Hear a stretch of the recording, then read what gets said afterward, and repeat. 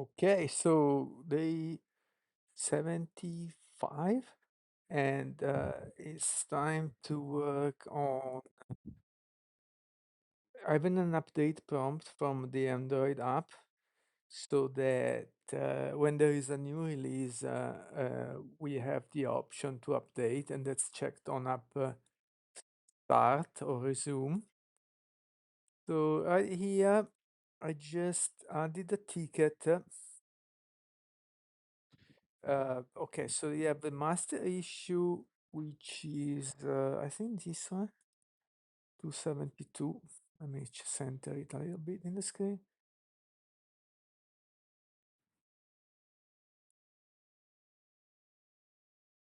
Come on. Okay. This missile update prompt, it's quite complex actually. I mean, it has many moving parts. I just studied the ticket, which is the first thing to know is on which track we are. So if it's internal testing, yes, Marshmallow. If it's internal testing or close testing or production. Because if you're in production, you don't want to have, let's put this into the, you don't want to have a prompt for an update that is available only in testing. So let's put this tickets, several tickets with a master ticket, but I have to double check them, put them in to do.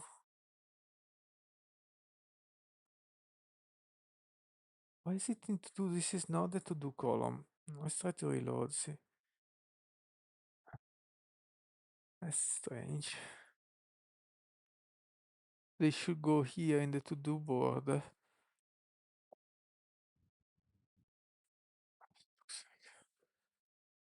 That's strange. Oh, it looks like, oh yeah, it's incredible delay on GitHub part. Yeah, okay. That was strange. So I put that into do, just a delay. Okay.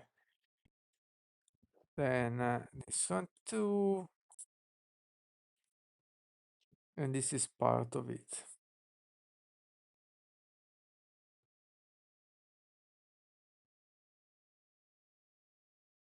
And these are not related. Okay.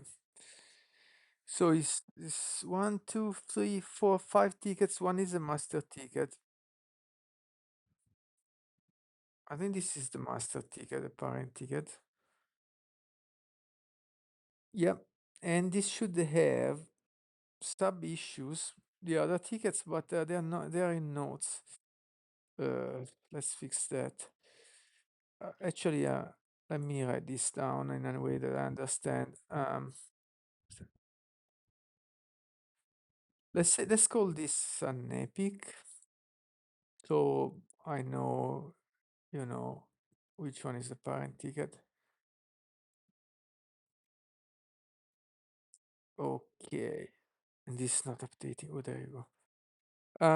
So the Epic has published remote config updates during Fastlane deployment. Yes, makes sense. Define remote config schema for first updates. Add the mismo update prompt. That's the last thing. Add release track to app info at build time. That could be the first thing. So we have the parent issues 272. Sub issues are 314, 271, 270, and 269. Not in any particular order, except the first one, which is should be done first. Add existing issue as sub issue. Let's find the 314 there. Okay. 271.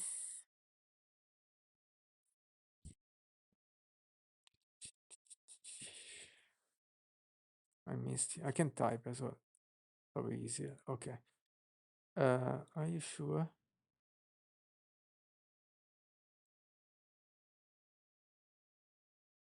Wait. Submission combined to one parent. What does it mean? 271. Parent 269.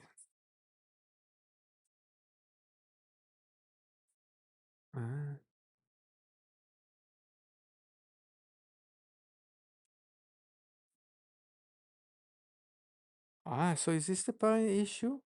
A dismissible update prompt triggered by resume version check. Yeah. Okay, so it was probably wrong. What is then this implementation? This is the actual. Yeah, okay. I was wrong here. So that's the not the epic. Save. I have to remove the sub issue.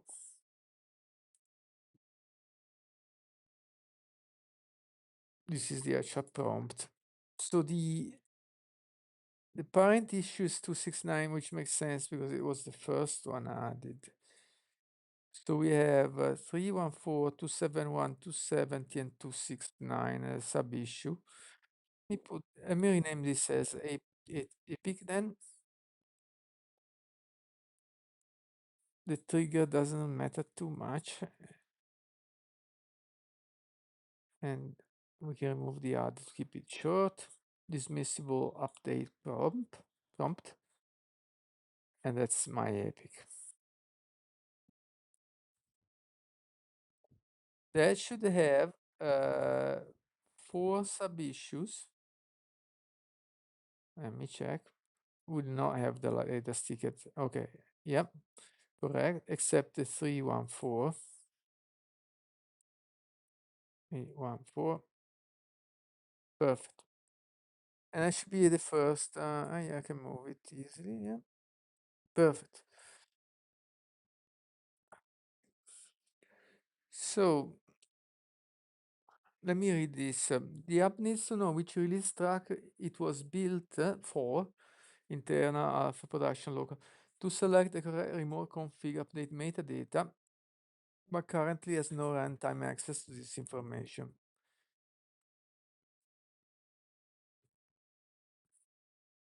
Yeah, that is all fine and good, but I'm thinking if later I have iOS version, it's better to track this now too. So I was talking this with Opus Sonnet 4.5, which is here. Let me resize this window a little bit. Excellent. Right. I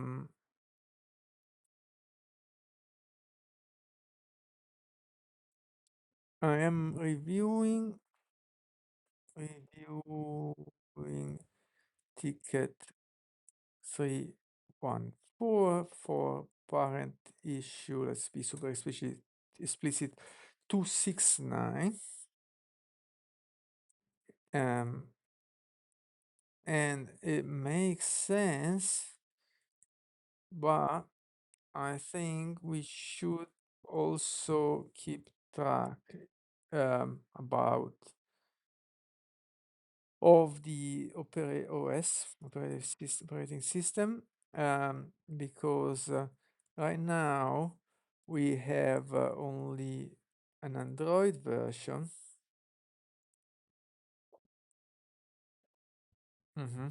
But in the future, we may have an iOS version. Okay. Would you encode this in the same release track field? I think the answer is have a separate field is cleaner, but let's ask the question anyway. Or add a separate field.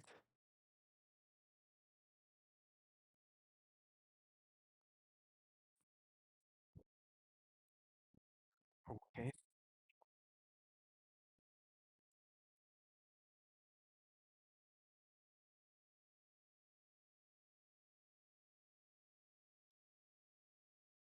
Separate field, yeah. I agree, totally agree. Let's go read more in detail. Great format thinking questions. Let me consider the option. Separate field recommended. Add platform as a separate field. Okay, like platform name. Okay. Yeah. Yeah. Uh,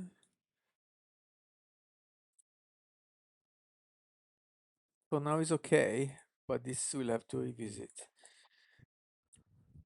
On stack, clean separation of concern. What else is where? Okay, okay. All right, we need to update combined field and the internal use test flag. It makes sense.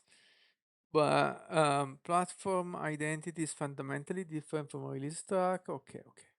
Yeah, I agree. Okay, let's not need to read all the rest. So a separate field looks like a good idea. Uh, agree. Let's use a separate field.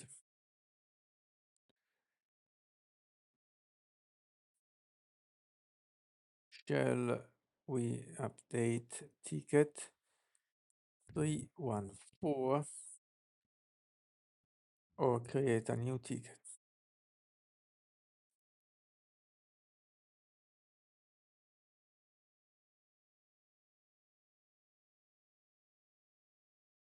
I think probably update the ticket is the best.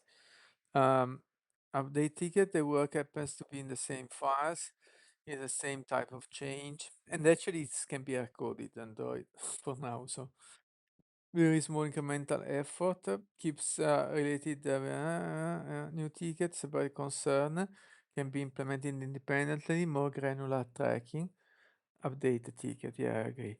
We already touching those files, the implementation pattern, both are prerequisite for the same parent feature. The combined work is still small and focused. Yeah, I agree. Agree. Please update ticket number 314.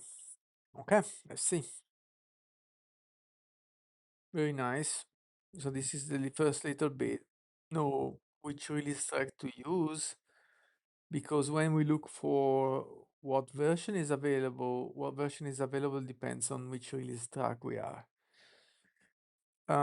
So okay, change the title, add the platform and release track to app info at build time. Confirm. Platform and release track. Okay. App info is my object where I keep all these constants or values. And now the ticket is updated. Okay, let's read it. Problem, the app needs to know which platform and release track it was built for to select the correct remote config to update metadata, but currently has no runtime access to this information. Correct. Scope, add a platform constant to app info class with placeholder value platform defaults to Android for local dev builds. Will be Android for Android releases, futures iOS for iOS releases. Oops. Add the release track constants to app info class with placeholder release track. Default. I forgot to know what are these R strings. Let's ask to another. This is GLM to another model to not confound this session with too much information. What is the meaning of R in this one, just one, Dart string? Yeah. Is that some a literal R or a row string? No escaping. Backslashes are treated literally.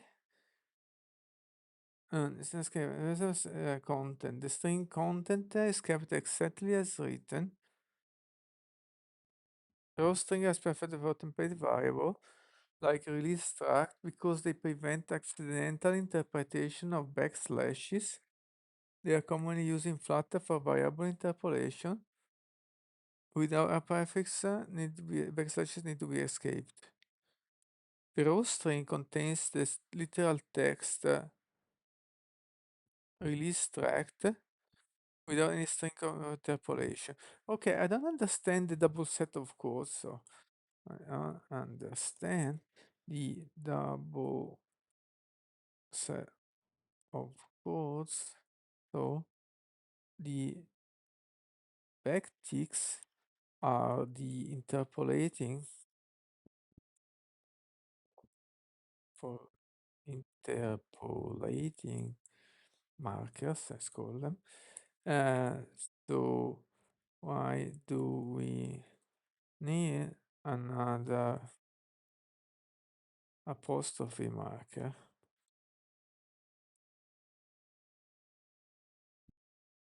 Let's go with apostrophe, but it's like what a single quote. Maybe I was a better name, but it's okay. You're asking a great question. The double set of quotes serves two different purposes. Backticks are the markdown formatting for inline code. No, I don't think. There's nothing to do with markdown here. I think that's incorrect. Yes, they are. They are markdown, but not in this context. Apostrophe quotes are actual dot string delimiter.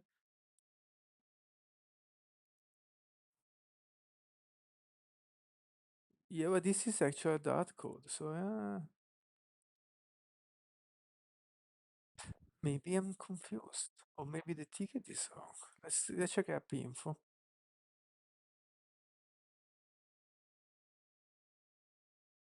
Ah, yeah, it's just markdown formatting. It was right. In the dot code, oh, okay.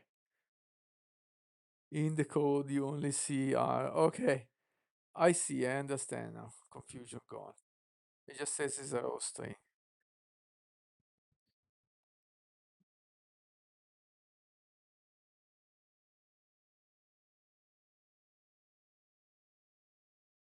Nice.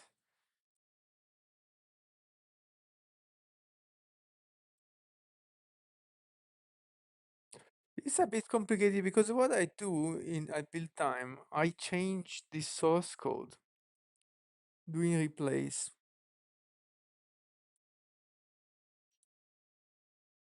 I mean, I think I replace this same thing. So we're gonna add this is version and build number for the current build version, which could be local if it's a local build, and we'll add platform and version. No, no, in this case, platform and release track. Okay, I got you. Okay. Right. All right. So that was just Markdown. I got so confused. Okay. And this is just a row string. Okay. That bit only. Defaults to local for local dev builds. Maps to a Play Store names for releases. Maps to Play Store track names for releases. Okay, be correct. Update fastlane deploy track method. To inject both values during build.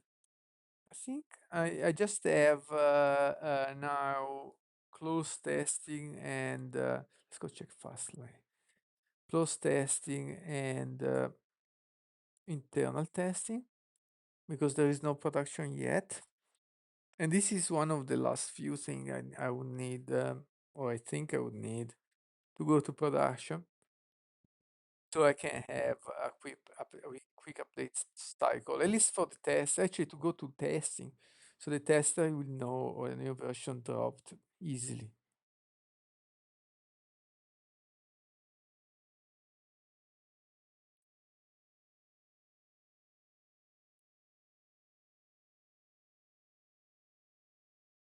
I'm thinking another thing now, which is when the version just dropped, it might not be available yet in the App Store. So we might want to delay the version check for a few minutes. But anyway, this is a detail for later, adding release track. Now we are just adding release track and platform, and it's like absolutely unaffected by those details. Okay, let's accept this ticket first. And let's go to check fast lane.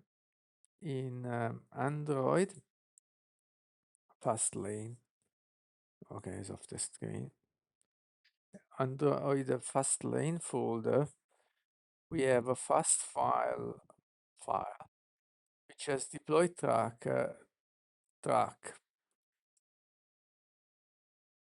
and that's where the replays are done.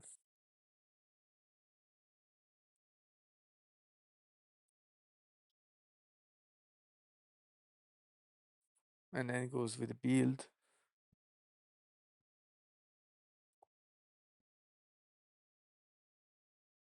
And then here it calculates the version code.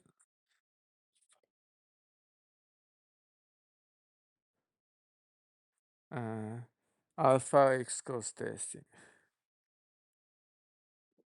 Yeah, it's called alpha. You can have two close testing releases, one alpha, one beta. I only have alpha. It's okay. Okay, so we updated the ticket. Let me find again. Let's implement it. Let me find again. Okay, here. Mm, this being .NET.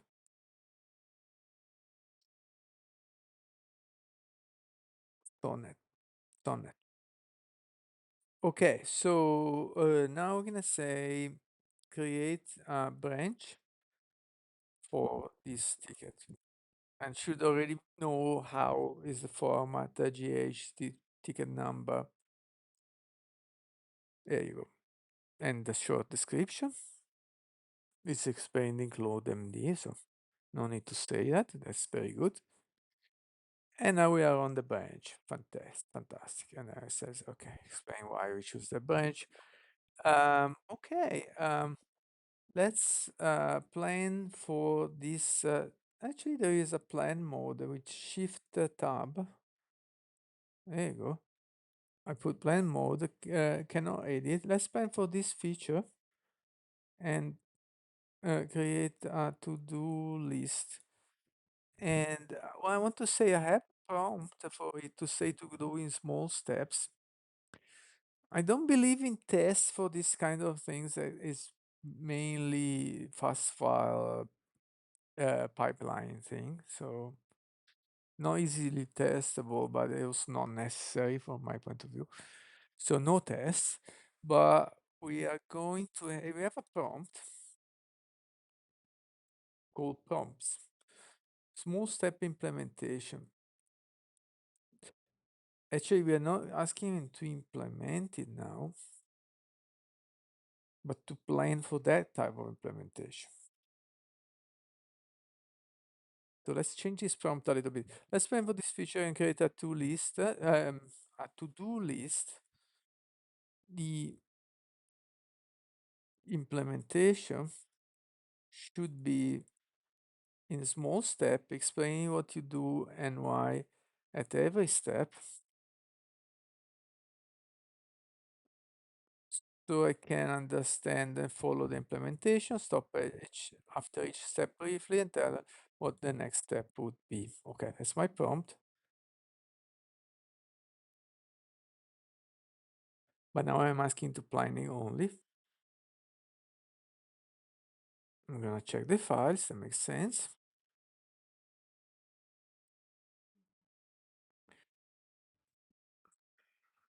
Okay, let me present the implementation plan.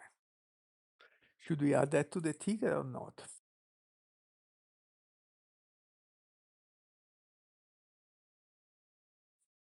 I think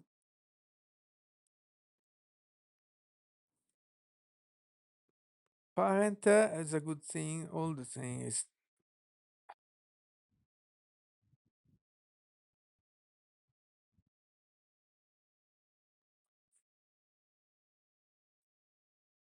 I'm tempted to delete, but we'll leave it.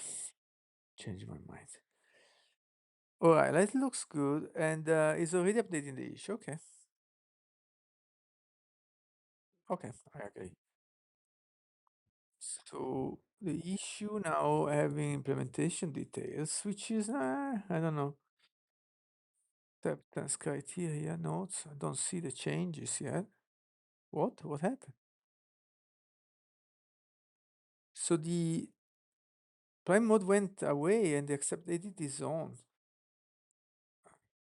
What the heck? There you go, normal mode. Slow down, slow down. So I said to go slow down. I couldn't even read the plan. What it did is, let's check this first. I did the platform placeholder, makes a lot of sense. Stop! Eh. Then, okay, that's the disambiguation where there is a default. That is the one that we're gonna be replaced at runtime, I think. I added platform placeholder constant with the row string placeholder. Platform constant that checks if the placeholder was replaced defaults to Android is if not.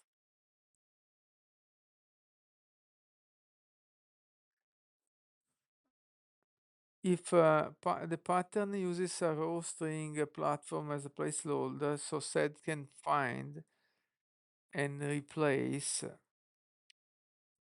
during the fast lane build. So that's what we replace, the platform placeholder.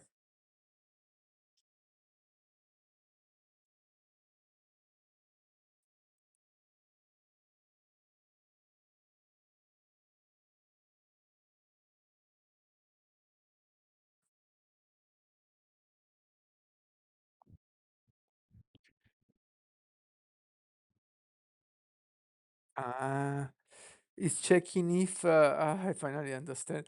It's checking if the platform placeholder was not replaced, so it contains the original string. That's why there is the backslash. Then it will default to Android. But if it was replaced, then it will use the content of a platform placeholder. That's what it's doing. Okay. Next step, add the release track field to the same pattern. Okay. What was the plan? Add the platform field to app info. Okay. Add the release tracker info field to app info. Inject platform in fast lane. Inject release track in fast lane. Run Flutter analyze, test, local build, yeah, update docs,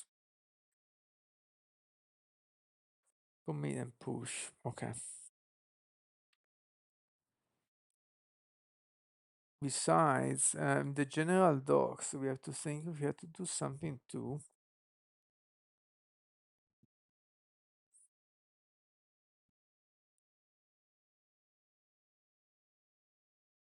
Budget metric, premium testing, revenue cut.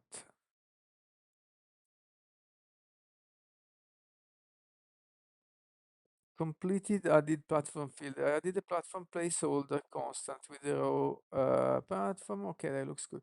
Then we do the same for release track, add the placeholder that will be replaced. I think I want a comment there to say what's going on.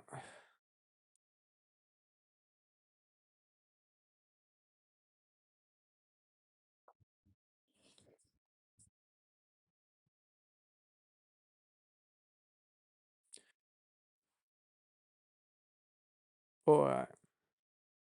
I just want to ask to this model, do we need a backslash to out to have a literal dollar character in this string, or is it only necessary for backtick strings?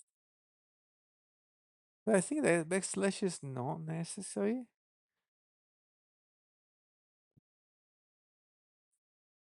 No, you don't need. Yeah. Whoa, whoa, whoa, whoa, that's not the question I asked. That's not the that's not the question I asked. I escape needed for, but we could use a row string. You're absolutely right. Yeah. Uh, we can use the backslash or a row string, but the reason why we don't want to use a row string is if we use a row string, also that one will be replaced. I remember that's quite complicated. That's a bit tricky, man. That's why we have that. If I use the row string, which would be more natural, then that would be replaced too, and the code will not work at all.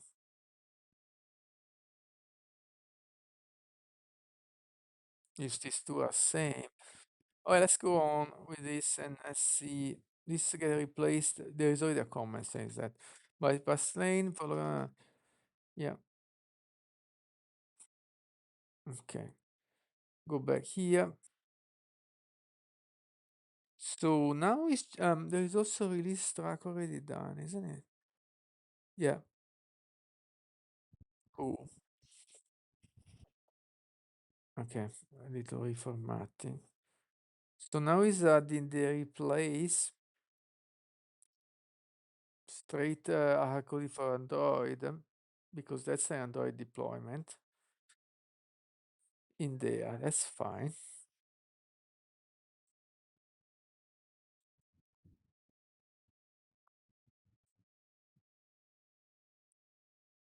We already have version and version code and build date. Now we have a platform, and next up we have to add the release track. There you go, release track makes a lot of sense.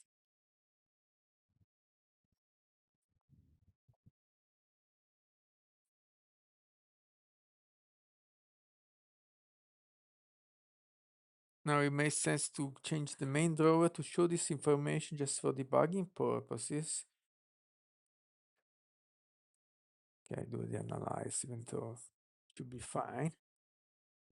In the meantime, where is it? Start the emulator. Let's start Pixel 8. All right, let's starting. And in the meantime,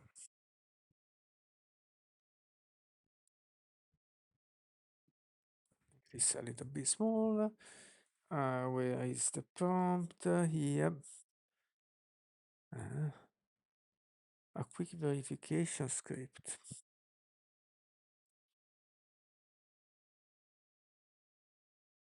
How does that work?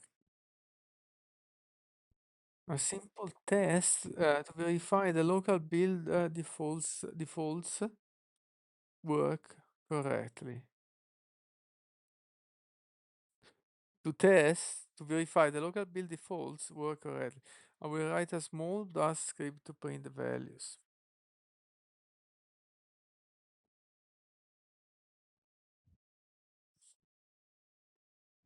Where did you create it? There is a weakness. It doesn't say the folder when this is created.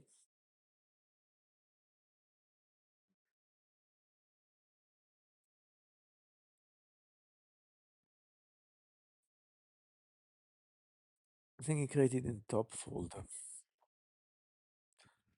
Did it?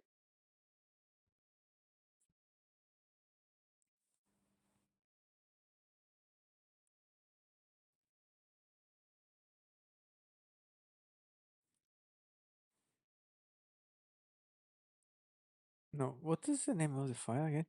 Test app info. Let's see, where is it? Test. Okay.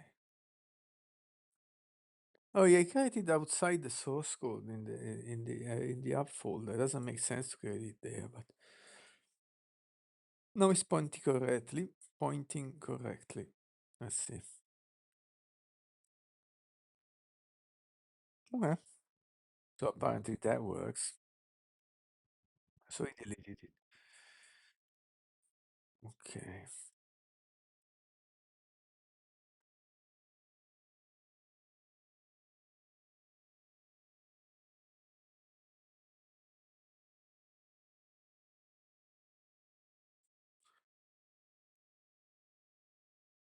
Next step, add inline documentation comment to explain the new fields.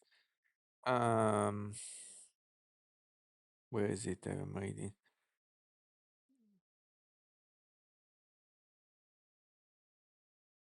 Well, let's say the comment directly. Platform Android for Android builds, future iOS for iOS. Okay. Release track local for dev, because also iOS will be different for local. So I think that's not great.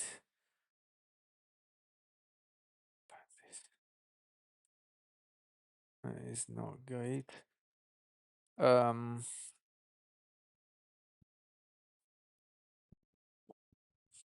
Maybe I can pick that immediately. Local for dev, internal alpha for pre-store tracks. Production? Maybe later, yeah, when we have. Use to select appropriate remote config data. Okay.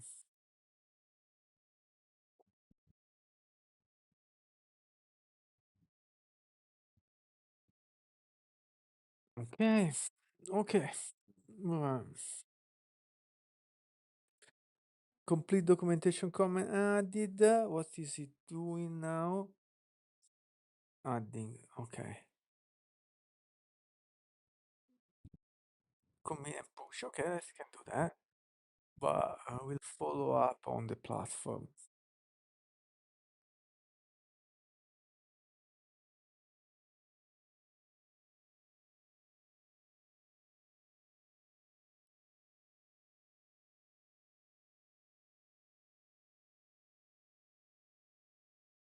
It doesn't matter too much because if it's local, we are not doing any check on the release. But in case we rely on it for something else, having something that lies about the platform is not great. And since it should be easy to implement, it's better to do it right now rather than later. Okay. Okay, let's say the summary. I've successfully implemented issue 314 by adding platform release track. Well, successfully, we will see. We have to test it first. Changes made at the platform release track, injection for Android, implementation follow the established pattern perfectly, made easy to implement. Blah, blah, blah. Okay. So, mm, when running locally, there isn't any fast lane substitution. So if we ran on iOS uh, platform platform locally, I said yeah already. Platform will still be Android. However, I think we should have some Flutter variable to know on which platform we are. Is that the case? Only answer the question for now. Don't change any code. I also want to double check that everything was added and committed. Sometimes it doesn't work like that. We're on the branch, and yeah, so everything is committed. And we're gonna check the PR later, but we already saw that it looks good. It's pretty simple.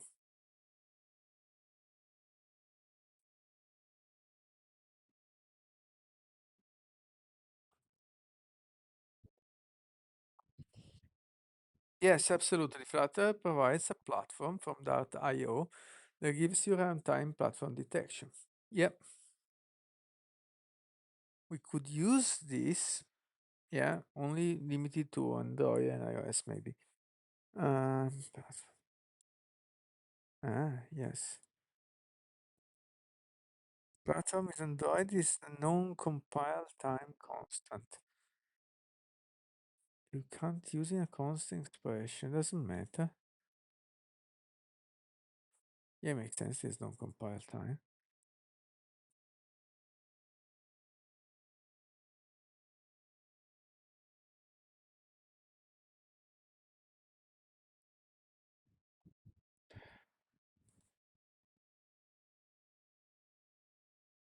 we can remove it from fast lane.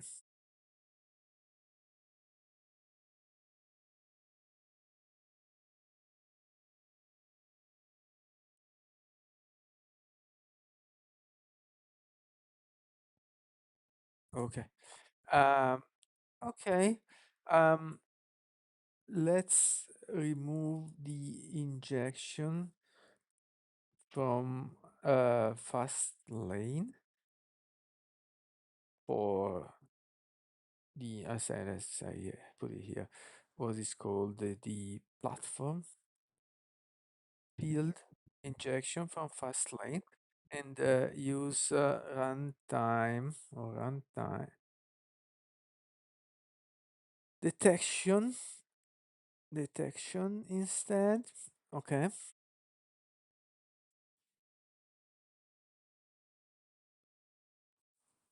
Limited to Android and iOS.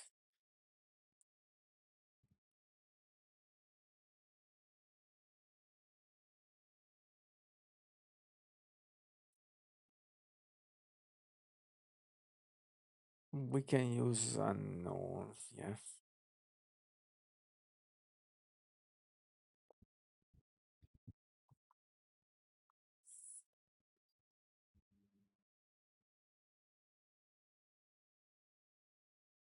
But we need that at all.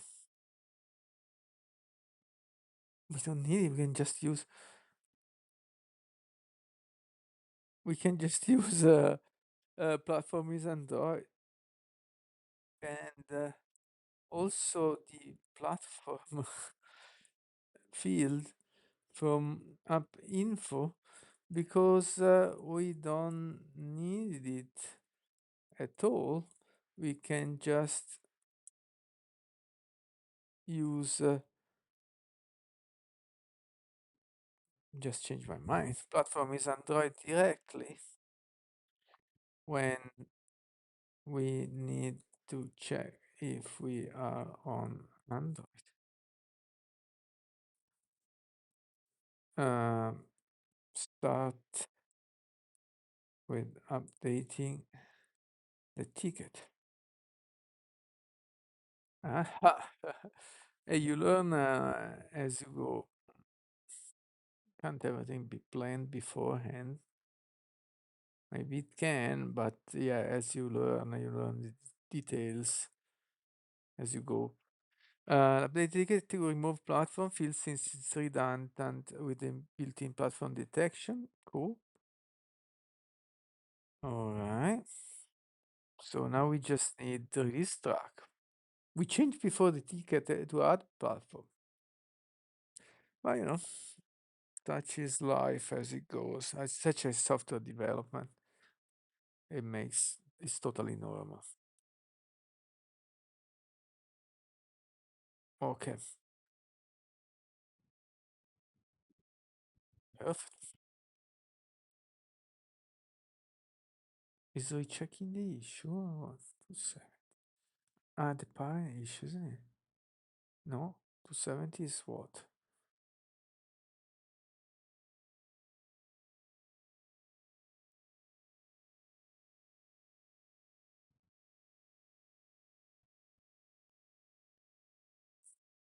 Decide remote config parameter name from the JSON schema. Okay, we'll see this later. Yes.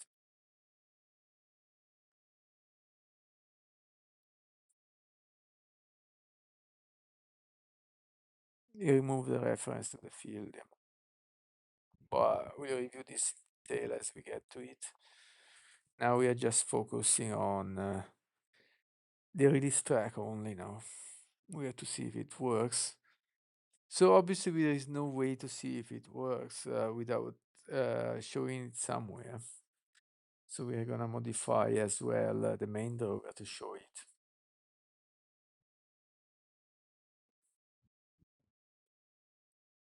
Oh,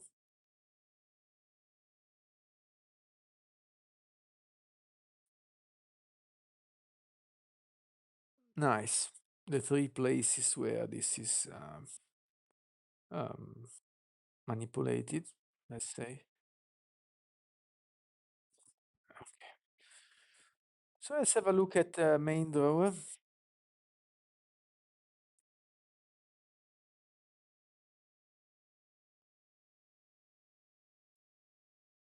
Okay. So what we got?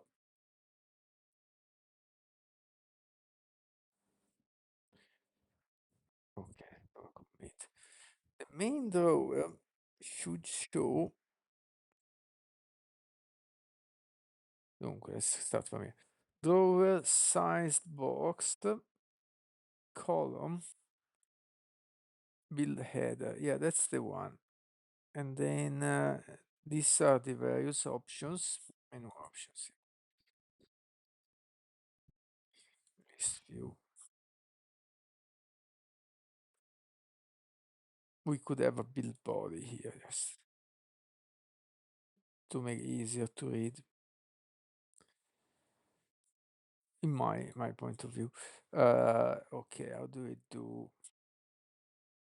Normally I right click. Okay, check now it works. It didn't for a couple of times. Refactor, extract method. Was he he's trying to commit? Yeah, let him commit. Let him commit. Refactor, extract method. There you go. Build body, the body of this main drawer. Oh, that's better. So now I will put the method also in the same methods in the same order. So build header is down later on. Let's move it up.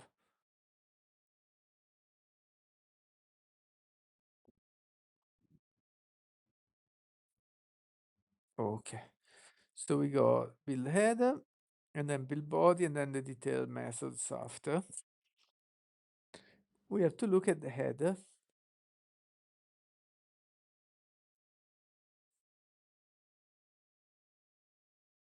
I didn't know there was a gradient.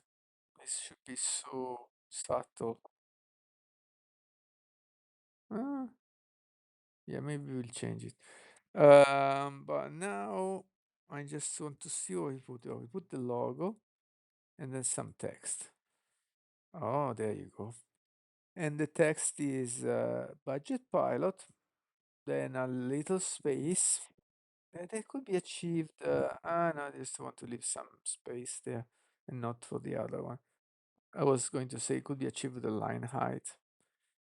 Then we got version, build, and build date.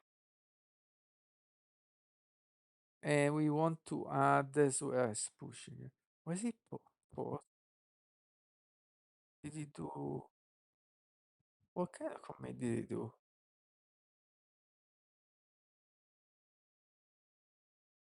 Add? Amend. Why?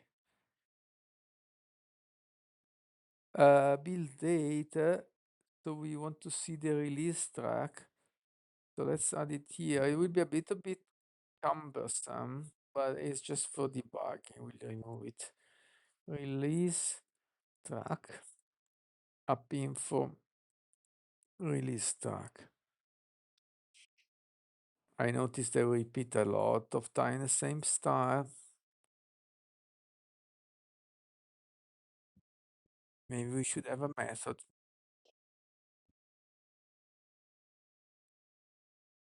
Yeah. Maybe we can ask to do this refactoring with the AI. Okay. Stop doing commit amend. Do normal commit. Okay. Uh, I've added release track to main drawer start. Let's give you actual position so it's easier.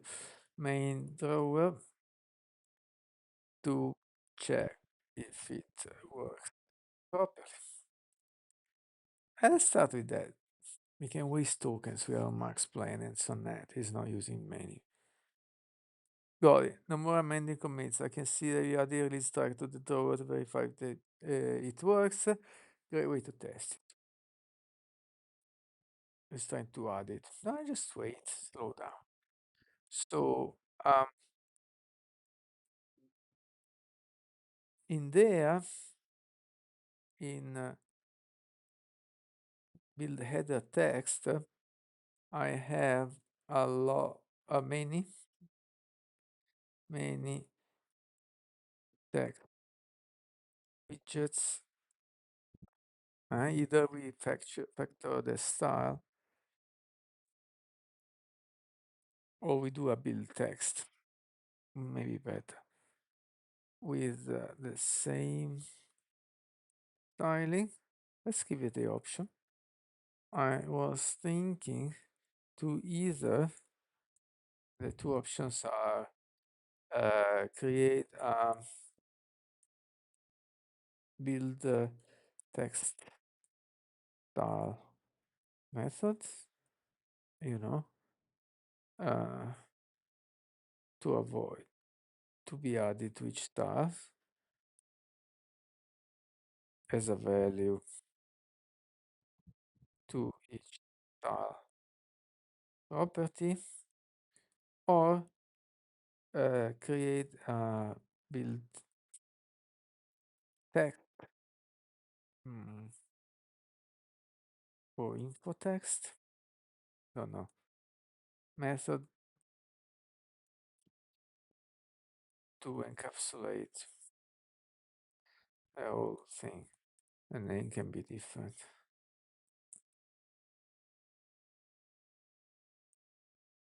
because it's not a great name. What do you think? Shall we do one of these two refactorings? So it means there are three options. The three options are the two listed, and the third option is don't do anything implicitly, yeah? Because I'm asking, shall I ask? I forget the question mark, but it's okay. Okay, good observation. Would recommend build info text. That's what I agree with. Yeah. Option one, remove some duplicate. Yeah, this style. Require operator destination structure. Yeah. Go ahead.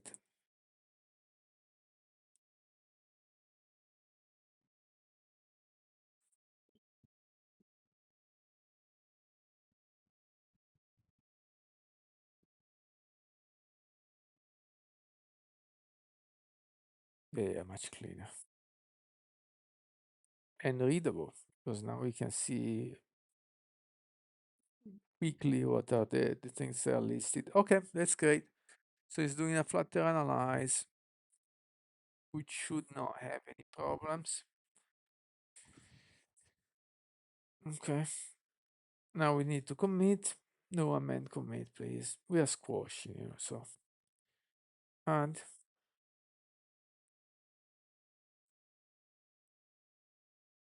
push. I already committed. Add commit. Yeah. And then we have to double check that we don't have any uncommitted files, which is the case. Create yeah, forgot. Think we might have to update the issue. They didn't put it in progress. Yeah, okay. I already did update the issue. Okay. Okay, create a PR.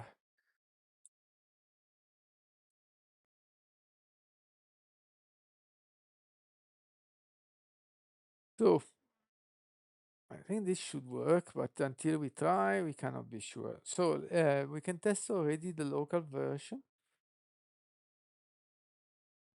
And I need to plug in my phone for the integration test to run.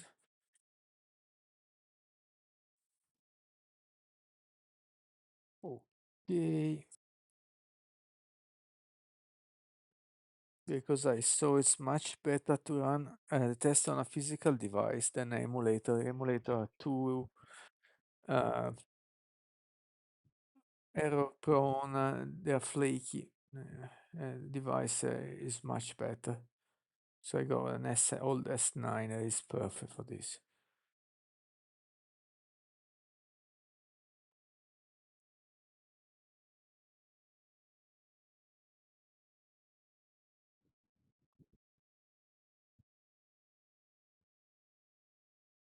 Okay. So that's ready. Now we are gonna check my PR. Ooh, oh, we got a lot of let's update. Let's update from Dependabot, which they failed because of timeout. The device was not connected. That's what happened for sure. Yes. I know. It failed before that.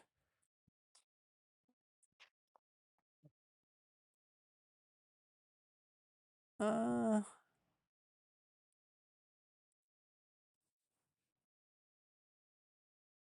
this is like that. A failure sometimes happens.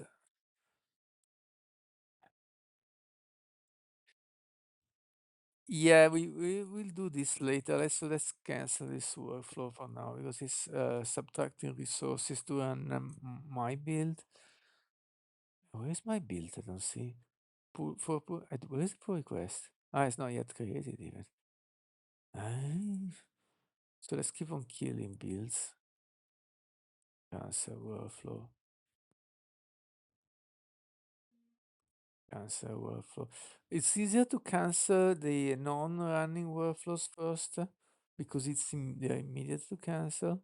And then last, I canceled the running workflow, which is already failed. So nothing is running now. That's cool. So let's see why the PR is not created. It's because I didn't press enter. Yep, there you go. Now we got the PR. Reload. There you go. We can give a quick look to the PR itself.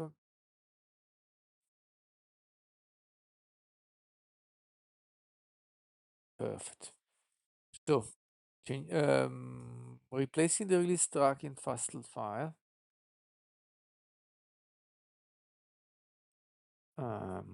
All right, so there is only one because that's has the track as a parameter. Fantastic. And use track. And then we go up info. Where is the placeholder? That's the one we do replace. R release track. That's what the one we replace. That's the trick that we use because this one is not replaced. Otherwise, yeah, it was. I remember it was like very puzzling to understand what was going on. Yep. What is used for is not important here because what is used for is now is only this. In the future, you don't know. So this is like a difficult to is a comment that is a liability, difficult to update. While this comment is fine. I'm not totally anti comments, but they have to be careful with those. User, okay. Yeah, so we did this small change. Let's go on. Then, yeah, we created these two methods, so it's clear. Then build header, we added,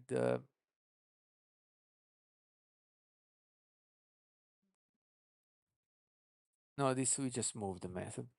Build bodies, the new method that we extracted, could be inline, but yeah, better use inline only for one line text. What is this? This is just formatting. Okay, went on one line. This is the build header we move above. And this is the build info text method, which now has a new parameter release track. Okay, looks all good for me. Unfortunately, we have to commit the comment, but let's do, doesn't matter the script. What did I do? Git commit and push. Git commit, git commit and push. There. So we can cancel the previous build because there will be a new build. There you go. This is the previous we cancel. Okay, Flutter check pass, that's good. And this is running. All right. In the meantime, we can test at least on local. It says local for release track. And we got the phone here. I got this npm run emulator 1, which is an easy way to launch it.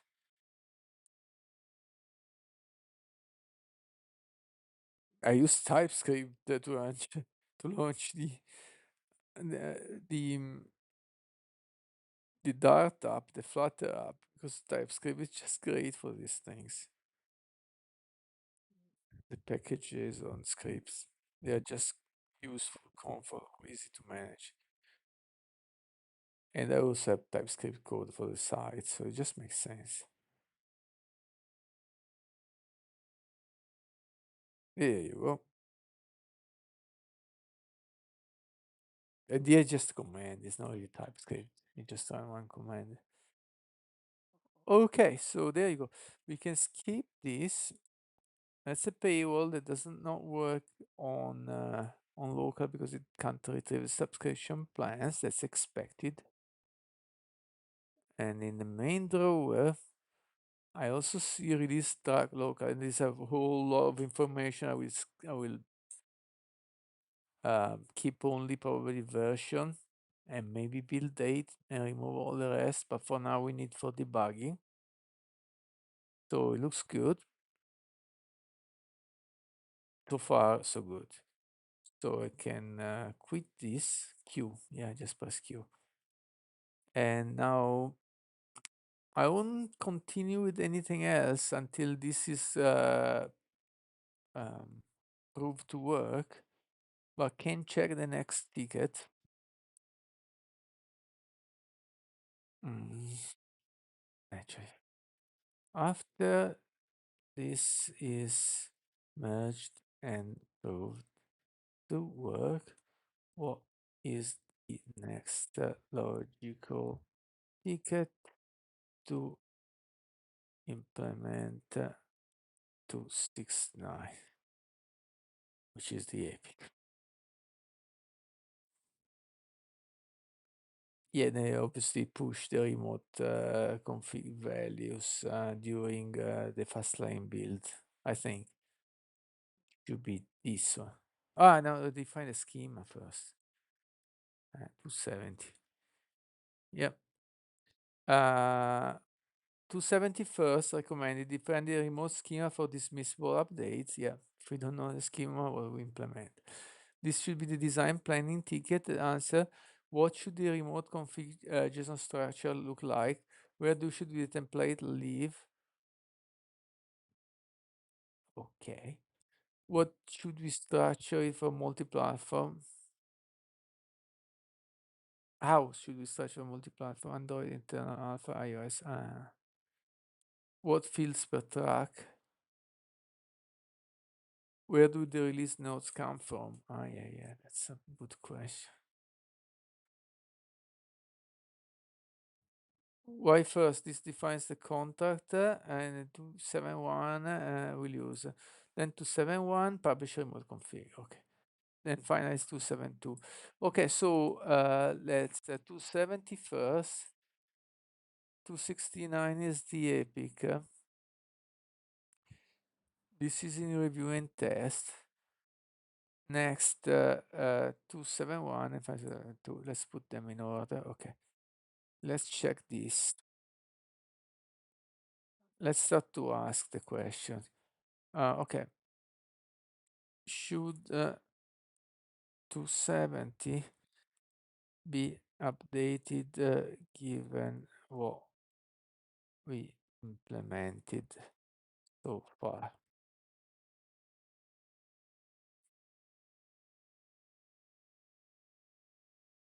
Checking. All right, test integration test started. That takes a long time. So yes, should be updated. Here is what we need to change on what we learned, based on what we learned. Yep, good way to put it. Title define remote config schema for dismissible updates. What's the current title? It still says forced, but we decided to do dismissible. That makes sense. Uh, Already says this, yeah. No, I don't understand what it means already says this because this is an update needed, but okay. So let's we'll update the title, yeah. Add dependency on 314, yeah. Okay. Clarify track names. Yeah, that's true. But there will be also production.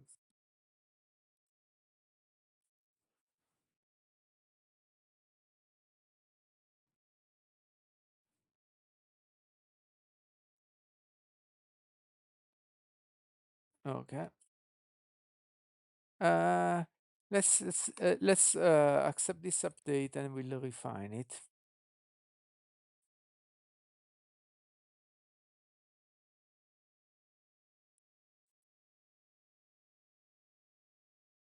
This is not updated yet.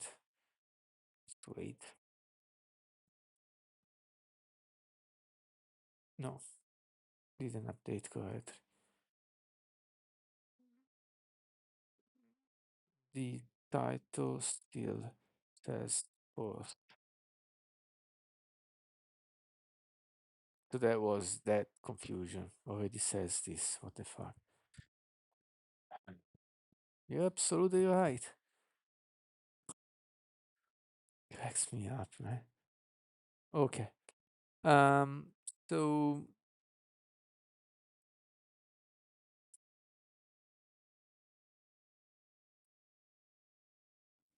yeah, Android will have production two isn't in even if not in prod right now.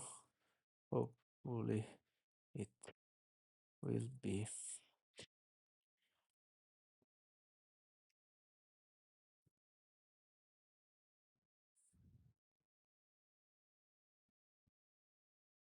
Okay. So if we want to be peaky, local for dev, internal alpha. This flash like this. Internal alpha or production for Play Store track. This will mean a new build, but who knows? We are picky, so we pay the price. Okay, so we need to kill this build, unfortunately.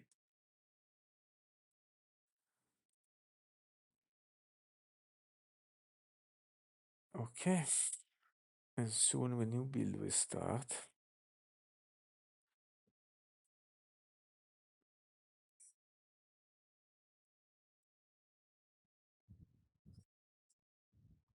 Well, we can work on this planning because it's just planning, it doesn't change the code. Okay, this is starting now, and the other one should be killed, correct? Yeah, internal alpha production, public release future. Okay, I see, and then yeah, yes, we'll discover later. Maybe it's so correct, maybe it's not, doesn't matter. I see also you updated the comment in app info to mention production. That's great forward thinking. The schema design in 270 now accounts for all tracks from the start. So when you actually explain later, yep, the remote structure will already support it. Yeah. Designing for full life cycle, designing for the full life cycle up front Internal alpha production prevents schema migration later, even though production isn't used yet. Including it in the schema design means you won't need to restructure the remote config JSON or update the Flutter parsing logic when you launch publicly. You will just need to add the production fast lane and start populating the tracks data. Right, let's go back to the ticket.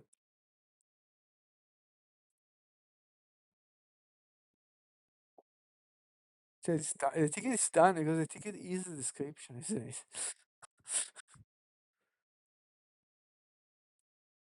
Maybe not.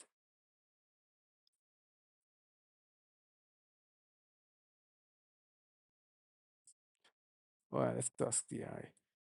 What do we need to decide for ticket 270?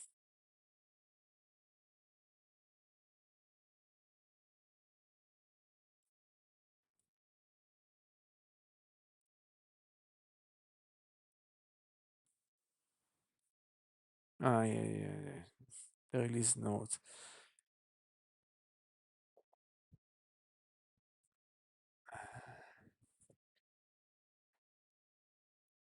Oh, there is a problem I didn't account for, which is when we deploy, it's not yet available in the App Store. No, the release note in App Store are. Oh, let me analyze what decision need to be made for 270. Looking at the ticket scope, here is the key decision. What should we call the remote config parameter? Uh, App version info. Okay. Um, is remote config only for apps? This is called Firebase remote config. If it's only for app, you don't need to say app, but maybe not app. So, uh,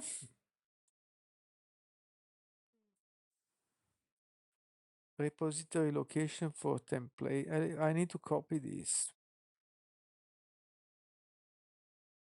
No. Let's go slowly, not complete proposal or concrete. Okay, let's keep this as a reference. Let's start with the first question. Well, remote config is only for apps, isn't it?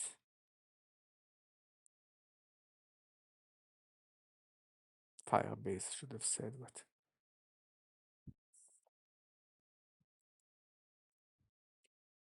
Yes, absolutely right. Firebase remote configuring only for apps mobile client, not for web or backend services.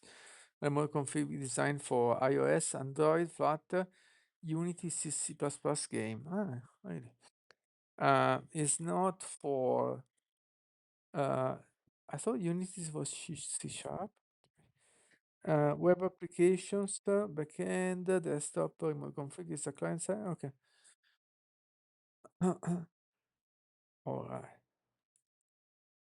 If it's only for app, why do we need to mention app in the param name?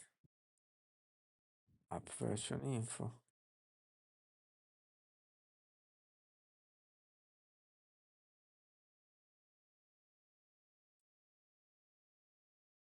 Excellent point. You're absolutely right. Since remote config is only for apps, prefixing with app is redundant. Version info, update info, version metadata. Okay. Uh, there is another issue to consider in addition to the release notes, which is when we deploy to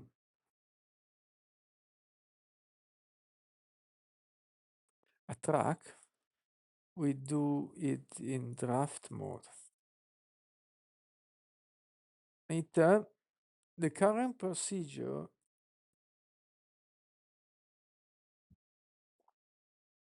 is to then log into the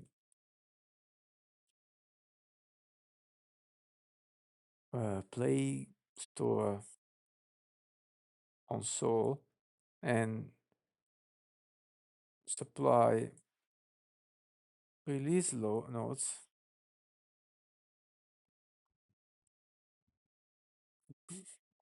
and confirm publishing, deploying. I don't know.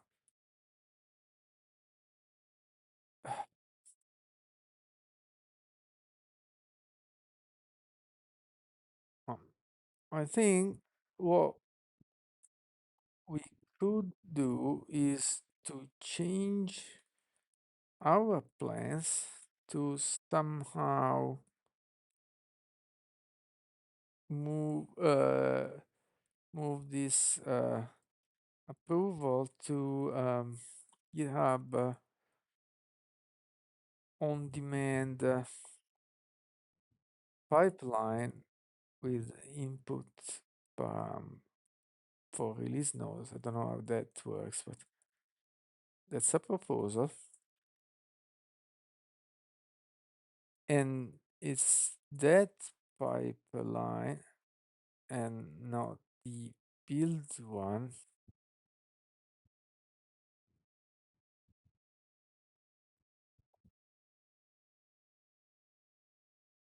which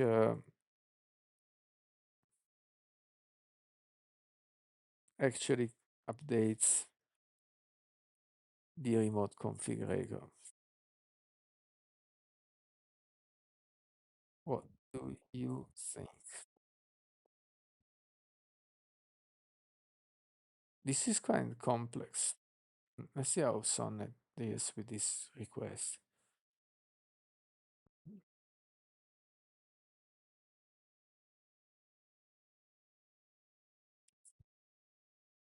That's what I heard. The difference between a coder and a programmer. A coder is like writes code, and that's the simple part. Programming is everything around the whole environment. This is the difficult part. And this is part of this difficult part, the whole infrastructure, ecosystem, and complex interaction. Okay, let's read what it says. That's a really smart architecture insight. Yeah, always. Let me think through this. Current flow problem. Fastlane builds, uploads to Play Store as draft. Manual, log into the Play console, add release notes, publish. Propose, Fastlane publish remote config during build. Yeah, remote config would be published before a Play Store release is approved and published. Users will see the update, and there is still a delay when you press publish, so that's an additional problem, but not as big as this because in this way we might not even ever promote a draft because maybe I do a PR just right after and I'm just splitting the work and I don't want to deploy it. Actually, this is a problem only from internal testing because the closed testing is already on demand and could go directly, maybe could go directly as approved non-draft, or we can keep the same procedure. Your proposed flow solution, fast lane builds, upload to Play Store as draft, GitHub workflow, manual trigger with the input, release notes and track. Yeah. Workflow does update the remote config version plus nodes. This ticket is really complex. Remote config only updates after human approval. Release notes provided once. Atomic operation audit can be triggered from anywhere. This is a great example of separating build from release. The fast lane build creates the artifact draft, but the GitHub workflow, which is also the other one is GitHub, but anyway, performs the release. This gives you a human in the loop approval step. We need this anyway because of the release note. Unless we put the release note somehow in the source code, but kind of difficult, error prone. And actually, you really want human step to deploy to Play Store because it could take approval from Google. We can take up to a week, but normally it takes 1 or 2 hours. Implementation of Sketch. Nice. Nice. And it looks like the release notes, they are wrapped into, do we have a release not published yet or not? They are wrapped into a language marker. No, we don't. Don't I go? We can see, but yeah, default language NGP. Ah, here we go. They are wrapped into this marker.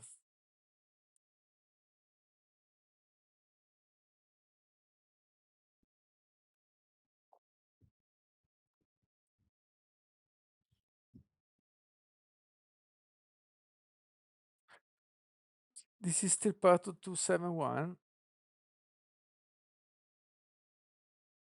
Okay, I think we can start to update to create a simpler ticket to just deploy from, oh no, you know, deploy, but how is it called? Publish a release from GitHub Actions with the current unchanged semantics. So only release notes and track. To be noted that release notes have language markers, and at the moment we only have British English, but in the future will support, might support more languages. So at the moment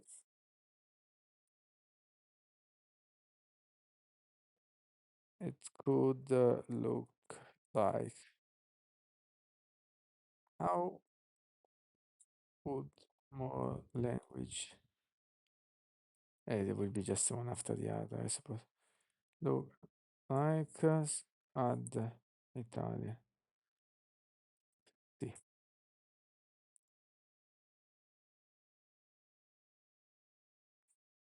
We can echo the NGP for now.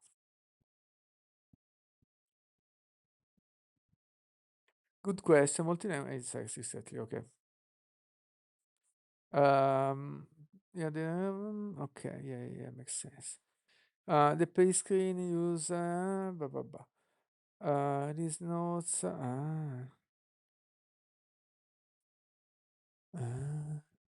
That was a good question actually, because there is that.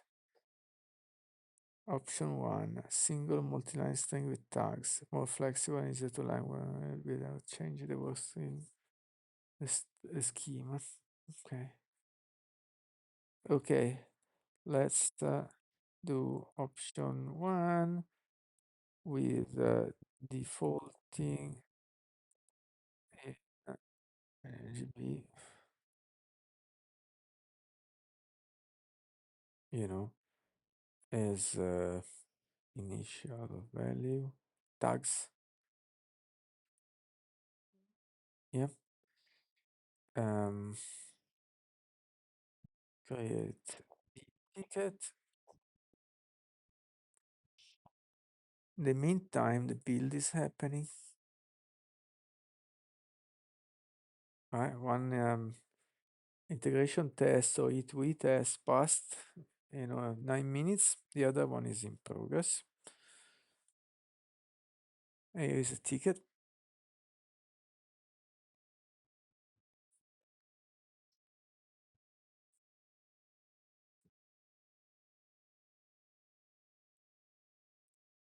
Okay.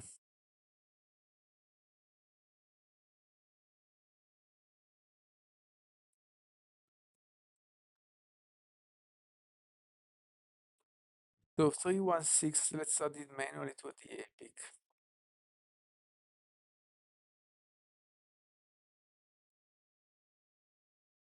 Unless it's doing it. Let's wait a second.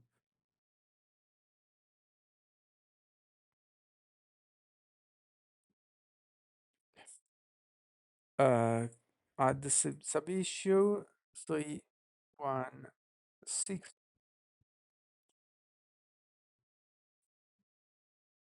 Okay.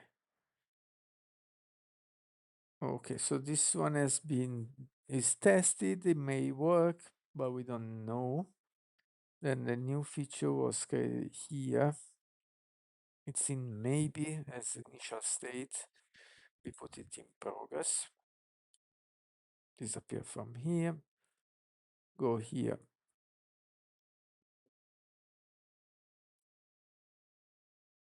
Okay. In this flow, we will add the remote config. But now we just do the publish.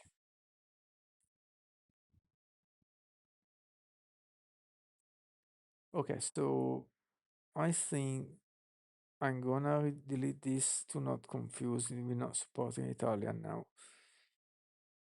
So keep it there like that.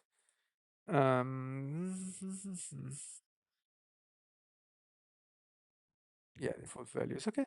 Parser release nodes by language tag. Okay. Right. Parent is already okay. Yep.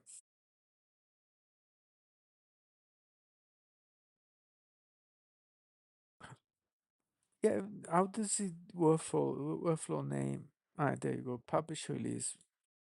Okay.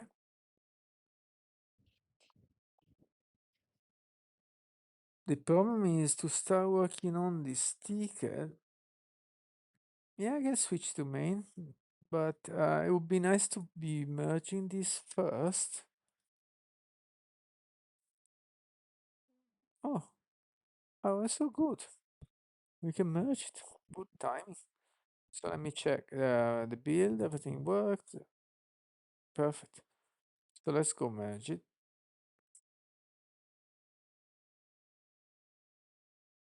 We already checked the diff. Squash and merge.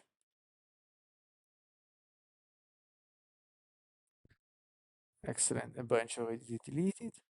So I go back here and I say git checkout main, git pull, git fetch all, git branch, and git delete 314. And now this 316, we need to create a branch.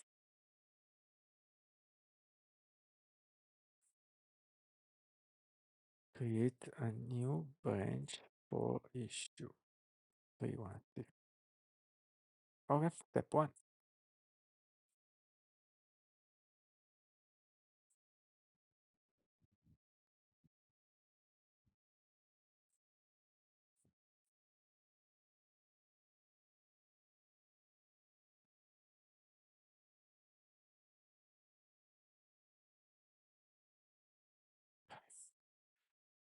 Um, One thing that is not so great is when I go to actions, this menu is not great. Audit runtime service account. Budget pilot CI. That's running. Close testing. What does that even mean? Is a deployment to close testing in draft mode? This one can't even be run on its own. Or maybe it can,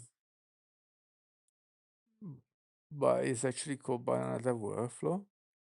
And same this. Yeah, so I don't like it very much. And this I think appears only after the first run, I'm not sure, or only after it's merged in main. I don't like that very much. Anyway, let's go back to here. I say, well, can you? There is not much uncertainty for this ticket because everything is defined. When you plan ticket 316 and tell me the to-do list or the list of steps, it's okay to implement it, but no need to stay.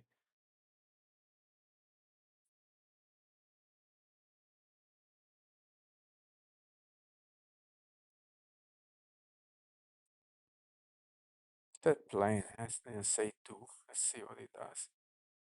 Ooh, do we need to update the fast line readme?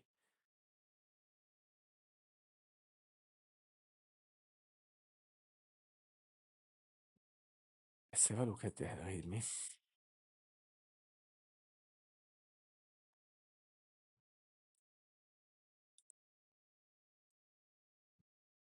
Ooh, why is this? So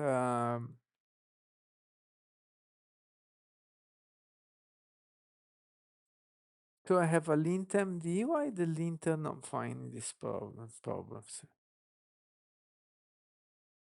Strange. npm run MD. Maybe this is not running in this folder. There you go.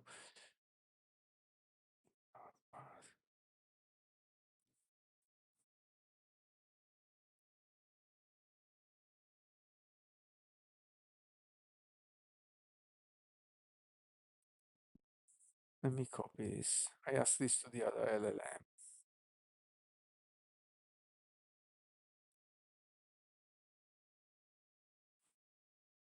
Let's close this session. This is GLM ZAI. Open a new one. Still ZAI. How do why npm run lint MD does not find the issues in paste? Doesn't work. Copy relative path. Let's see if it works now. Perhaps I didn't choose the right option. Let me check.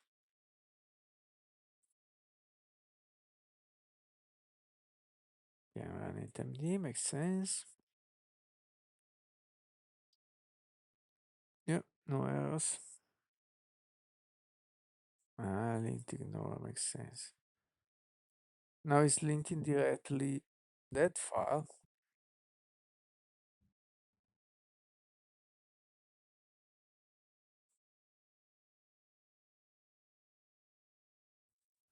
Markdown lint.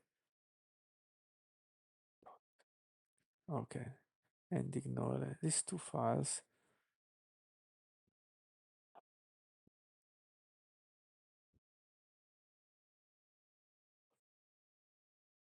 That's not markdown. That makes no sense. It's interpreted as markdown. Yeah. Oh, it's specifically in the ignore. Why is it? Makes no sense.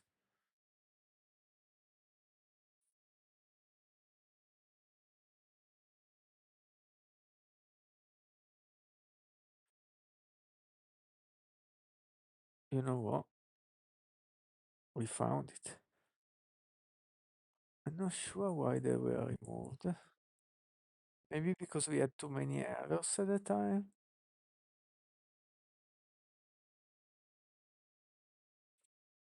This is a lint file. We can make a comment so he thinks it's a heading.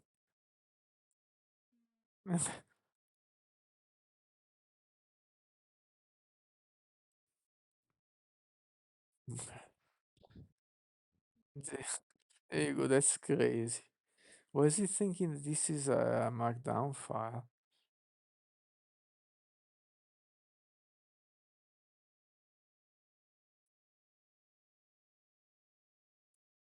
I don't know. Anyway, that's good enough.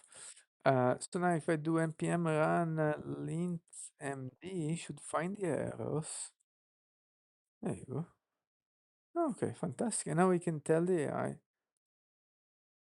okay, I fixed it. It was because of dot markdown lint ignore. Can you now run lint md and fix the errors?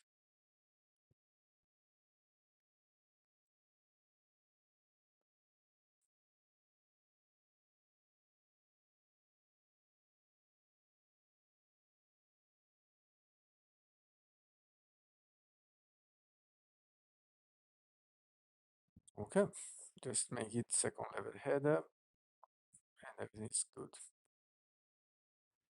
Okay, okay. So past life.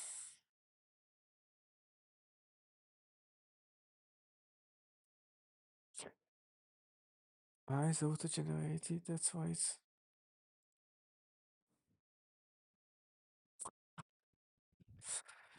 Oops.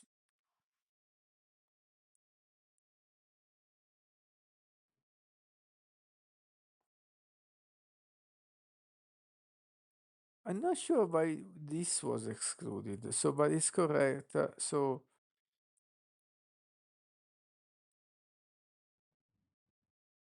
auto-generated files. Let's put that so next time we won't be confused anymore. Lint md ignore. Let's do like that. And now he wants a second level heading. It makes no sense. Okay, let me figure this out. This is VS Code.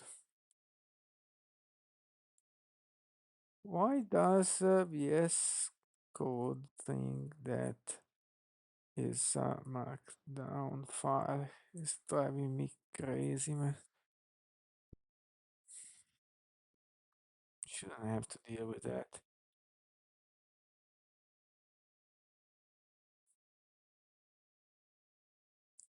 Okay, it's fixing it.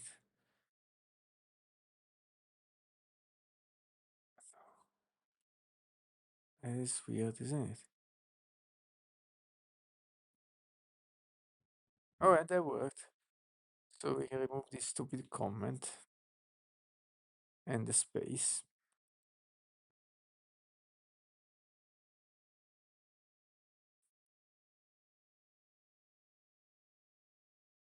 Okay.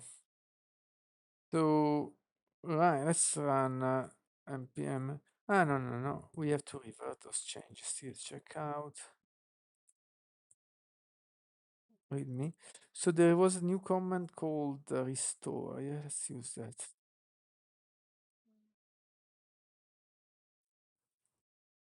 Nice. npm run lint md, all good. So we don't have to update this file because it's generated.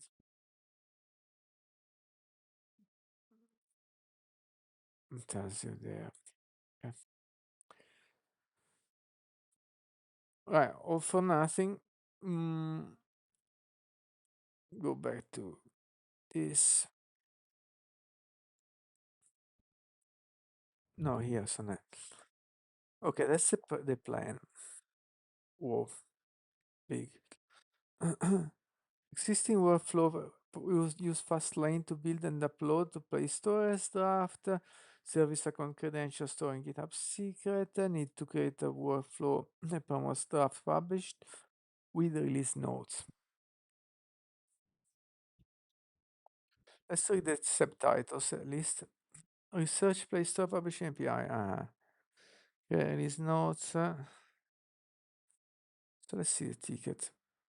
Create the publish script. Wait, parse.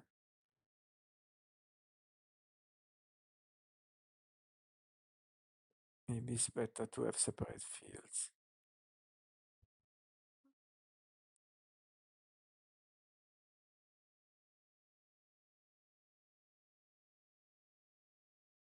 This one is a ticket.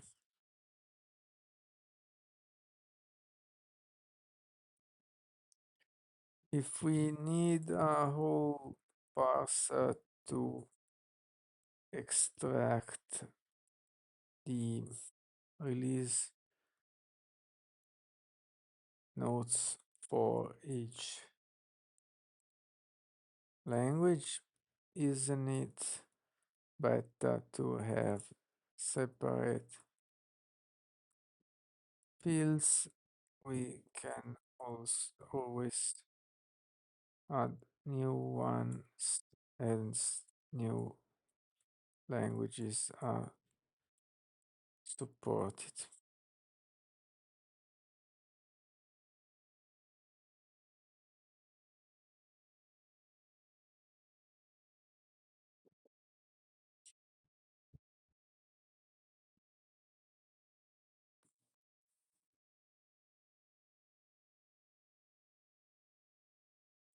Let's see.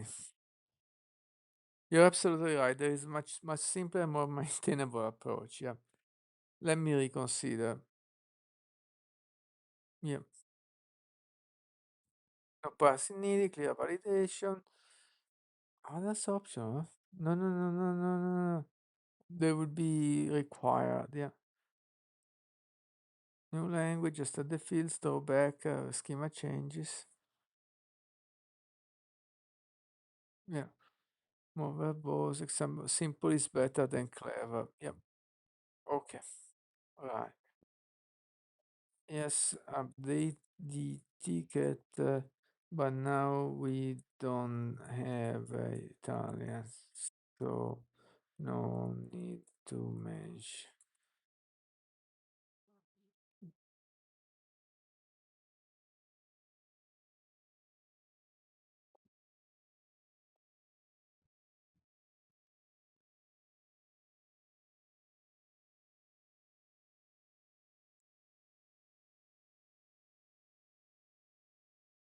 So this will change. There you go.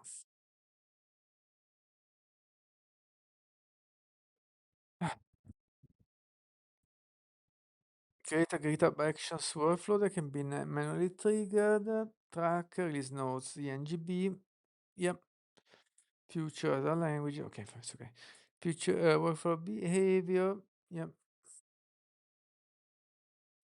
Good. Okay. Yeah. Should we apply the plan? Yeah. What is the next step? Let's do like this, one at a time.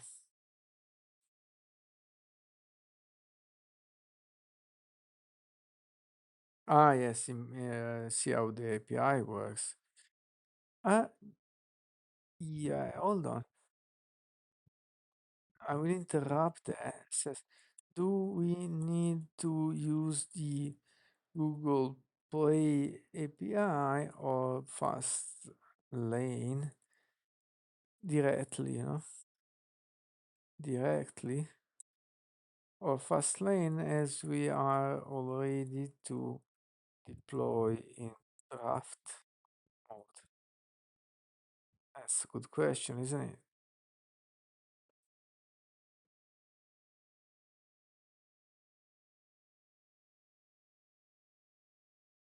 I think Fastlane is better. That's why we have Fastlane in the first place. Yeah, there you Excellent question. You're right. We should use Fastlane since it's already configured and working for draft uploads. Fastlane has better built-in support for uploading to Play Store. Already doing this. Updating release notes. Okay. Upload to Play Store actually. Promoting releases. Yep. Using Fastlane is better because it's already authenticated. No need to learn configure API, Google API directly, consistent with the existing deployment pipeline, simpler, Fastlane handles API versioning and edge cases, updated approach. Instead of creating a Node.js script that calls the API, we can new Fastlane lane, yep, publish draft, release status completed, yeah, option 2, modify existing lane. Mm, but that runs in CI, so we can't do that. Because it triggers automatically, so we can put the release notes.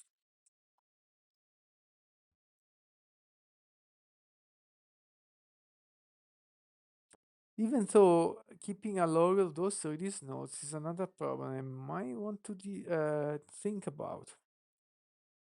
Because I will rack up single item release notes for internal. Then I would like to aggregate when I deploy to the upper environments. Yes, data plan. Use the right tool for the job.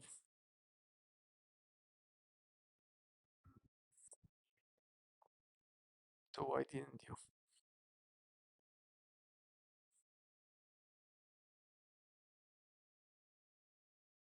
Okay, update the plan means update the ticket. Okay.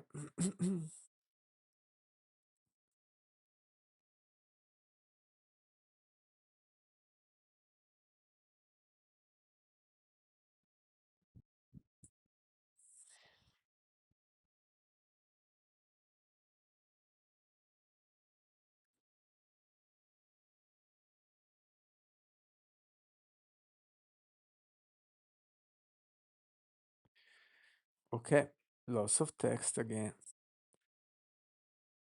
Let me update the implementation plan. Ah, that's why. Revise plan. Mhm.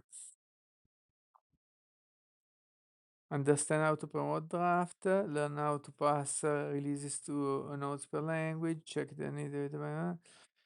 Okay. Mm. By leveraging Fastlane, okay. Should I look at the Fastlane upload to Play Store documentation? Okay.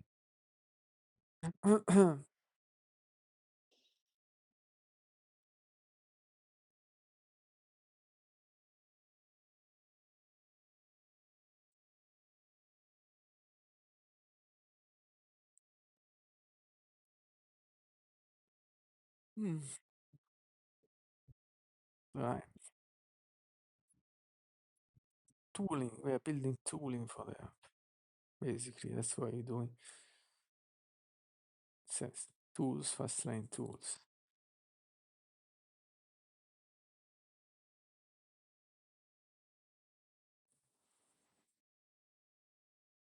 Good. Let me check the current Fastlane configuration to see how it's currently used.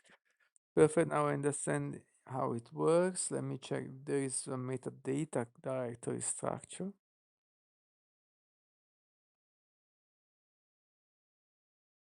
Uh,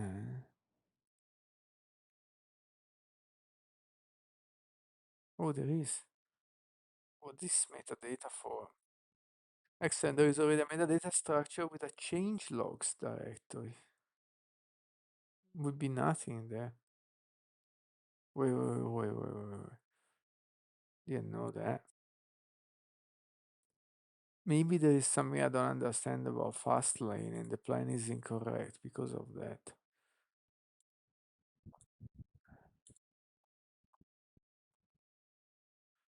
Uh,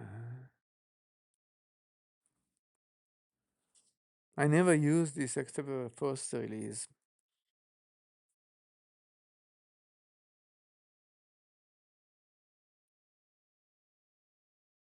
version code.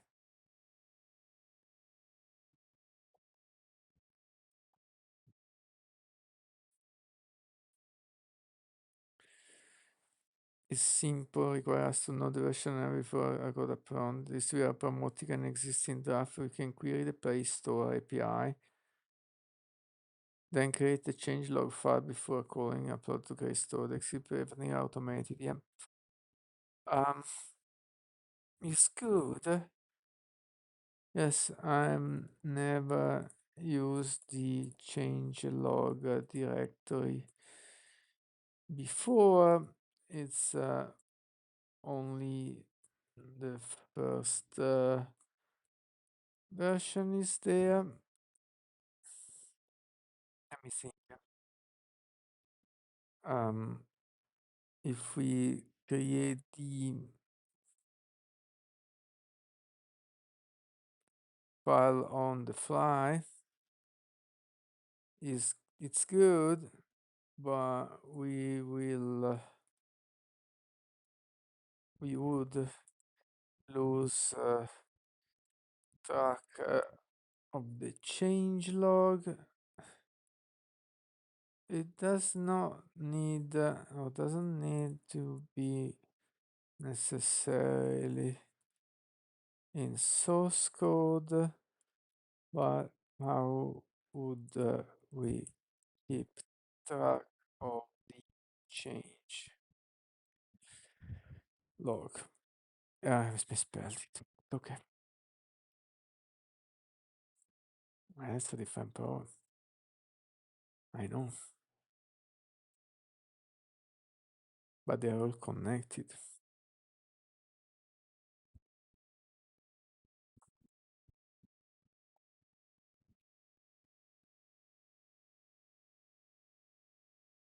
Okay, great point. We need to preserve the changelog history. Here are the option. Commits changelog files to Git recommended actually. Uh-huh. Workflow from input, call fast lane to publish, commits the new changelog file back to the repo. Right. But then it triggers a new build. Full history in Git.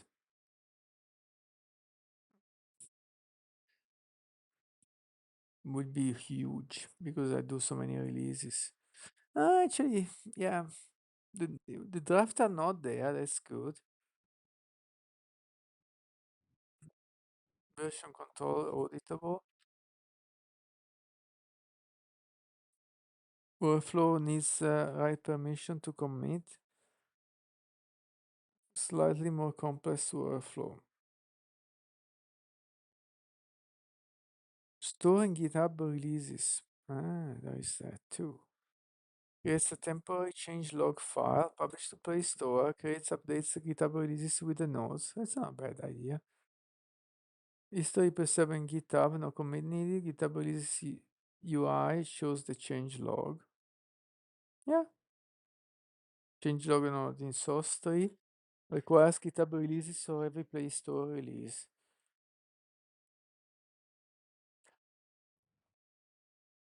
We would know the track, isn't it? Option 3, append only changelog file. Yeah, I like that too. Pass to your notes, single file to maintain, standard practice, require parsing.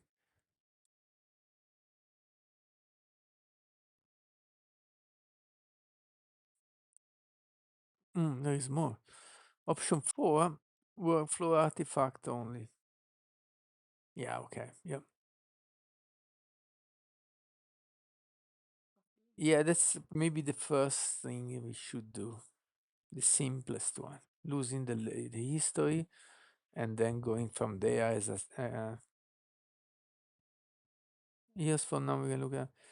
I think we should start with option 4, simplest, and actually I need to keep track of this. Let me save it because I need to think.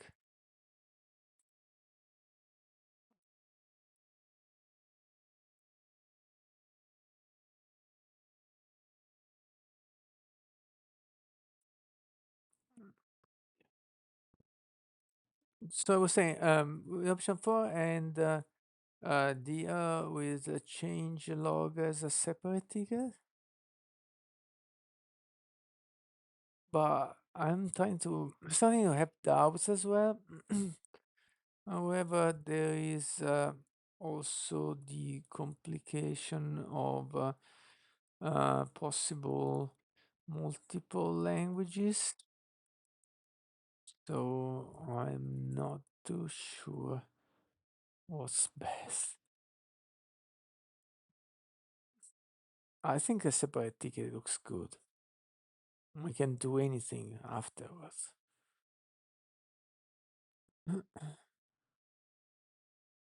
Smart decision. Let's keep it simple and focus. Go with option four. Yeah, it's fine. Let's see if it works first. Get a changelog file temporarily in the workflow, publish it, then persist anyway. We can always add a step to persist it. Yeah, file is automatically cleaned after workflow completes, gets core functionality working. Single focus ticket can tackle changelog persistent later with multi-language consideration. Avoids premature decisions. About multi-language structure, perfect. Separate ticket later for multi-language structure in Git, whether to use one file per language or combine, correct. Yeah, so let's copy this. Unfortunately, there's a lot of things to consider. Step two, create the publish draft. Okay, go ahead.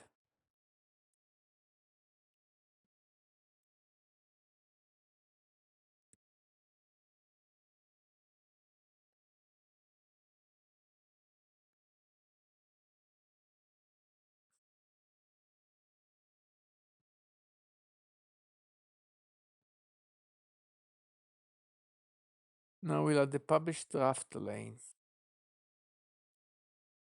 Okay.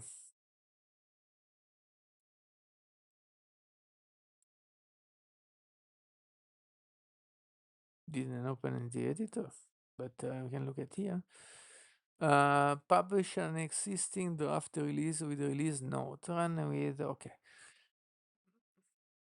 Release notes ENGB. Validates input. Okay. Require parameters. Get the latest draft. Yeah, and now it doesn't need to increment in this way. Just use the latest draft. That makes a lot of sense. That's what I do as well in Google Play Console. Change log here. Change logs. File right. Yeah, that's fine. And upload to Play Store. I would like to output the changelog file as well to have a look.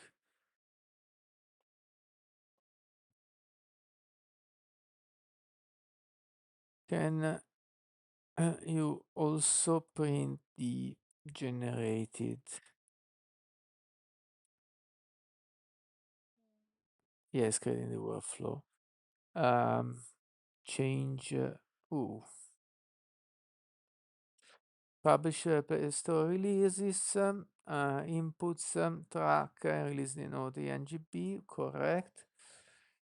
Android SDK dear, Flutter, publish releases, MacBook, checkout, action checkout, create a fast lane.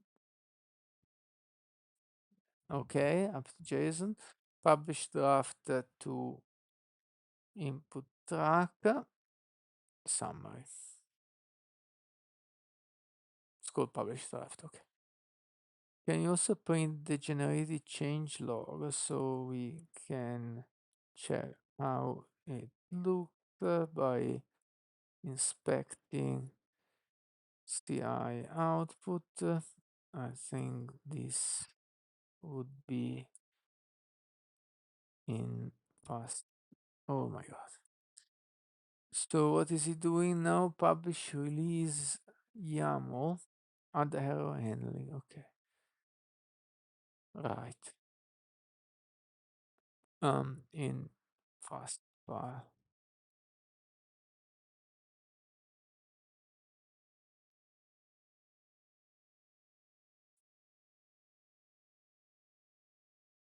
Good idea. Let me add logging. Okay. Change log content. Some markers, lines. Okay. And then the release notes. Perfect. It's good. UI message. I didn't know. Good to learn fast line. Even though it's not, something I'm really aiming to be good at. It's just a tool. Android Alpha.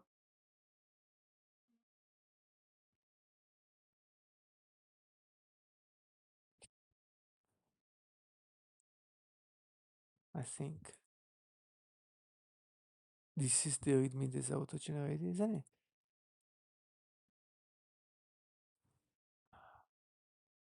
Fast lane readme. Yeah. This readme is auto-generated. We want to document. We should do it in docs or doc app.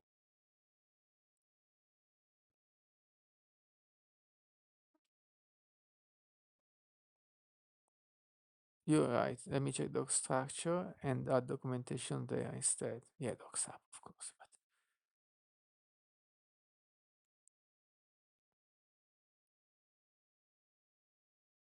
for release process or for fast lane? Release or also deployment?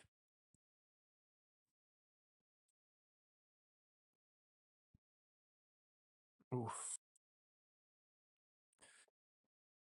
Yeah, the thing. Release process. Describe this two-stop release. Two-step. Okay, so it's also the deployment. For publishing web overlay, build phase, fast lane, publish phase, GitHub overflow. No, but that's incorrect. I mean, it is fast lane. Also, the initial draft deployment happens in a GitHub workflow that is in CI when a branch is merged to main or PR branch. So that is the documentation needs update. A good point. Let me check the existing CI workflow to see how drafts are deployed. Okay, you didn't know, that's fine. The thing is, the LLM every time doesn't know. It doesn't matter what you talk about yesterday, every time it doesn't know. So that's a bit annoying. Okay, so now it's automated. Now CI tab actions. Cool,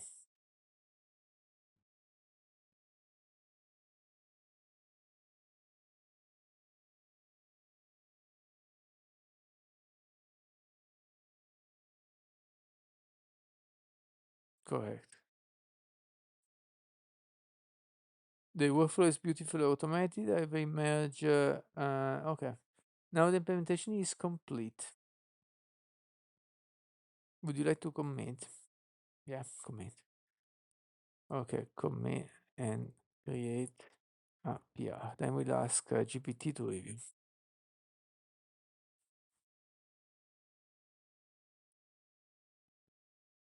Let me check also the ticket.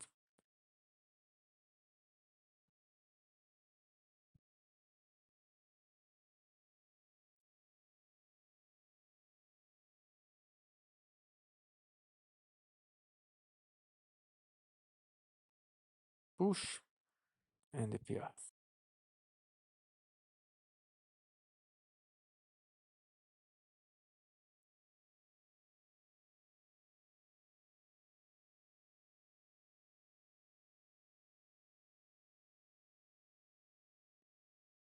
Okay, bit long, but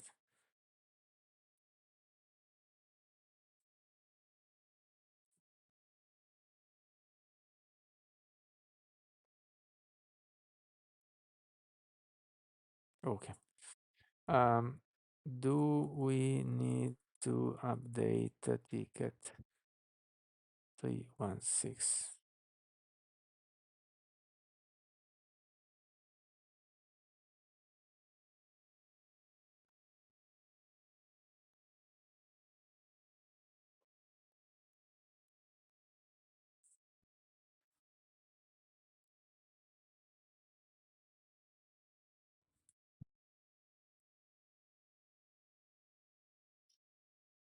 Okay, this is running. The PR, we can give a look.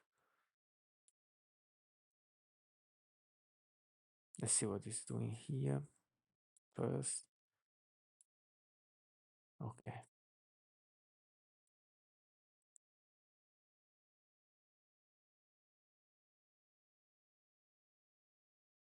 Yeah, it's totally different because it was saying to use the API initially, right? Now we are using Fastlane and GitHub Workflow. Perfect. And now we ask the question, which the answer should be yes. Maybe I already said. Ready to be closed. Yeah, okay. Yeah. Okay, the question was if it was all for the ticket, is all done. I already answered, so no need to ask the question. It makes a lot of sense. What I can do, already failed, but I can move this in review in test, even though we have to fix something. Let's see what is it.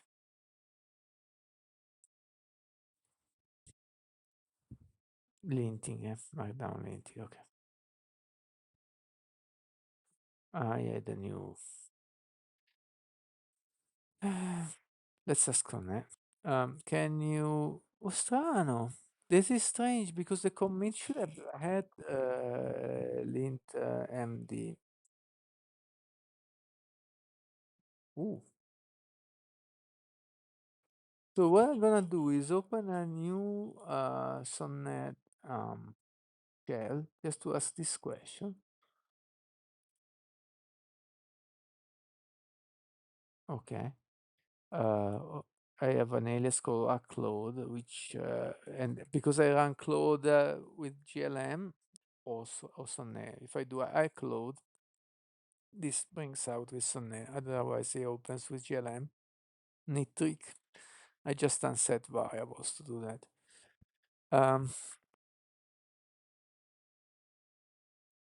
The variable with the license key and stuff for using the other model and the URL or something like that. I'm not sure. So can you check why the commit hook that should have let's do slowly. One simple question first. Does the commit hook use run lint md? Okay. Now we don't know if the commit hook ran, but I think they are separate questions, so we do slowly. To the commit hook, can look at on in our own too. Is in the GitHub folder. No, GitHub, Git folder, which can't see it. Why can't see it?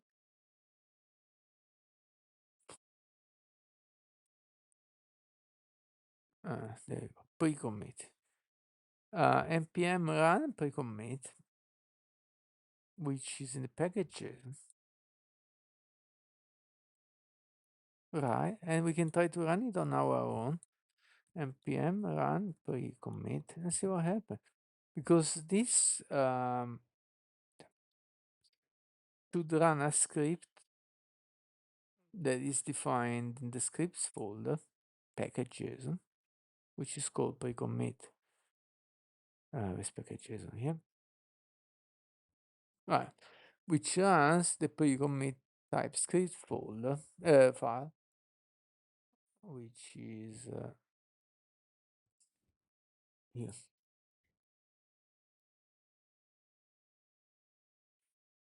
Right, which is a main that does what? Yeah, was main, npm available, get stage file as markdown file.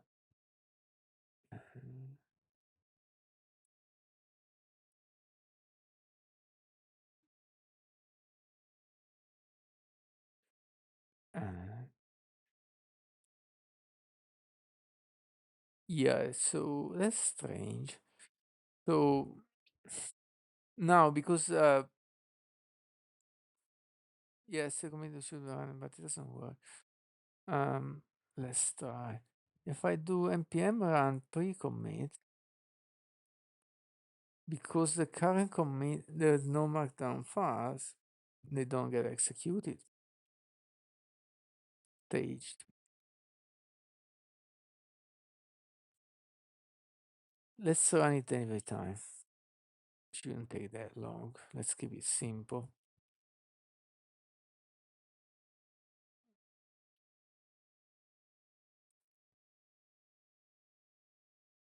So, okay.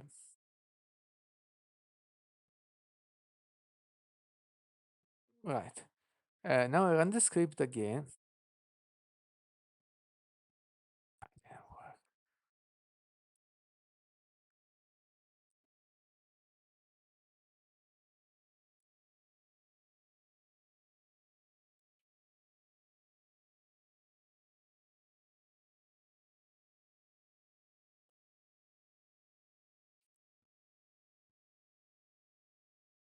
Mm.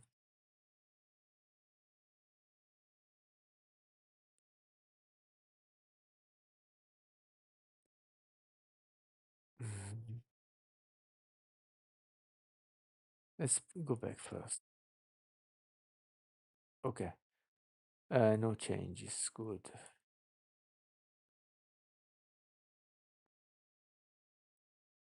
Yeah, I think I know what's happening. This exact thing doesn't fail when it should. So it just it's the output. Maybe that's what it looks like. If it's running, it's the output, and it doesn't pass the failure.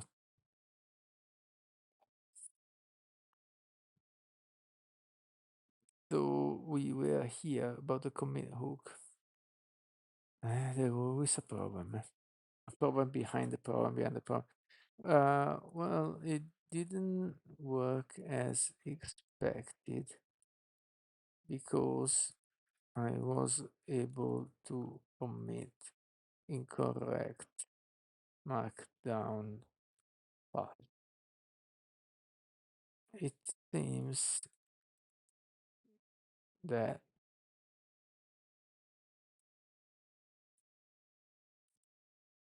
exact thing does not print any output and does not fail the whole file when the command underlying command fails.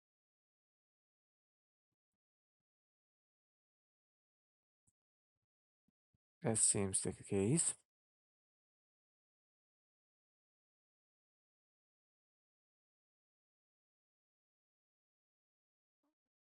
Also, I was thinking that now that we committed incorrect markdown files already, let me think.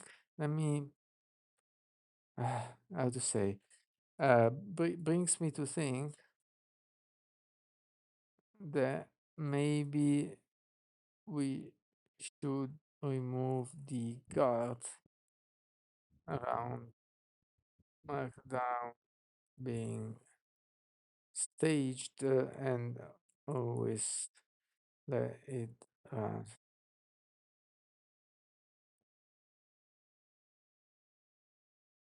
You're absolutely right on both points. Let me check. Oh, you didn't check, so I may be right. That was just an hypothesis. What exact things should do and fix this issue. The issue is that subtle. Exact sync with stdr your inheritor doesn't automatically throw or non-zero exit codes when wrapped in the try catch at the bottom. The error handling expects specific properties, but the exception may not propagate correctly. Also, running lint only on stage file misses existing violations. Correct. Let me fix the pre-commit to hook. Open changes.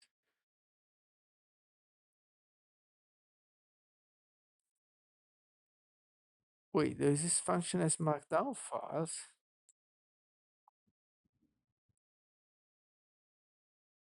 That's stupid. We don't need to do that. Do we? What does ls file do?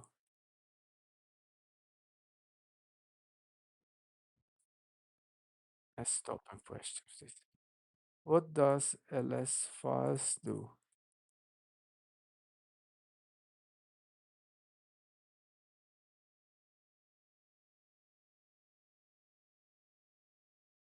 What are we checking in the new version of has markdown files?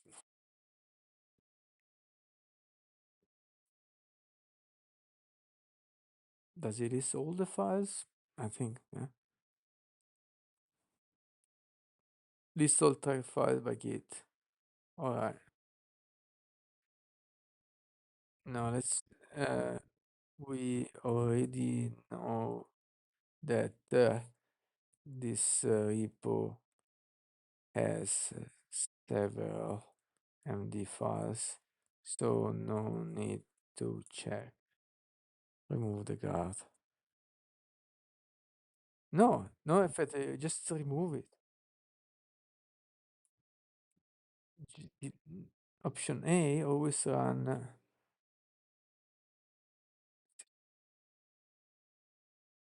No, no, neither. I suggest option C, delete as markdown files and always execute the linting as next step. We check about error propagations. That's the right way to say. Properly. Let's go.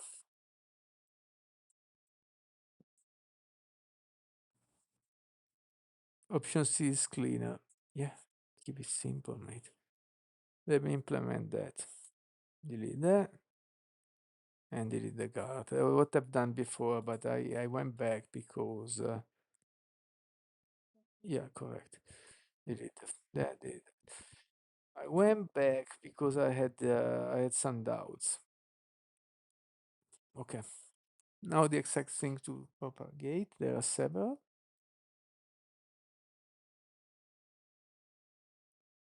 Good. Accessing does throw on non-zero accept code by default. However, Studio inherit the program medical cover, a generated bug in the bottom. The problem is that the error handling logic on the catch block, those strings go directly to the parent process, so the error should not have those properties in the expected format. So accepting does throw. Hold on a second, I don't believe it. So now we execute it every time, npm run pre-commit.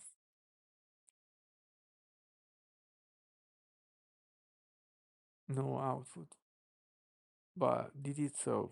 What's here? Echo 0? Don't remember. No. 1? Allora, let's just GLM.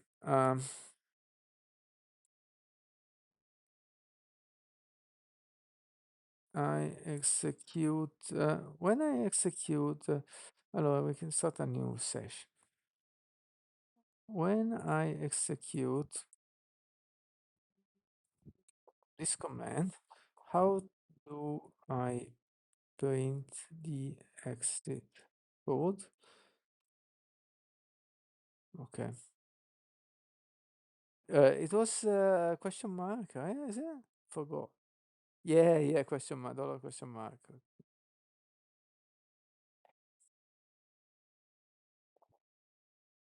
Let's try again. But I probably have to execute it says 0. Recommit. Let's try now. Yeah, 0.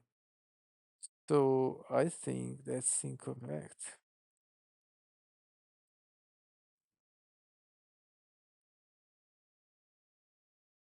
Good. The accessing doesn't throw. The error doesn't. No, no, no. That is incorrect. It's inside the main function, which is called from within a try catch. So error should be called. Let me test the hook is actually being called. Okay. You can check that.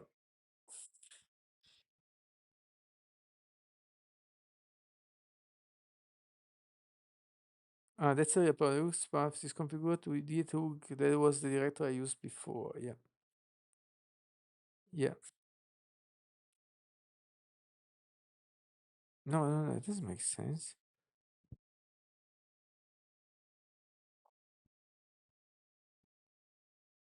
Yeah, that's correct.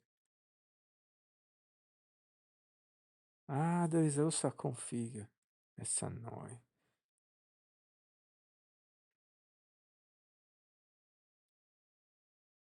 Why do we need the path since it's already linked? I don't understand. Yeah, that was the previous value.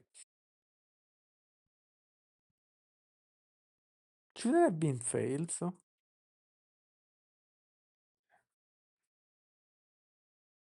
So there is a bash wrapper script, then calls npm run pre-commit, but the issue is that script doesn't propagate the exit code.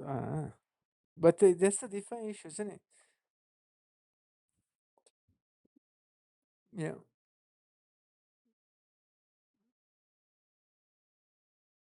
This propagation of exit code. But it fails also before. Also npm run doesn't work. But I will tell later. This is a good addition anyway.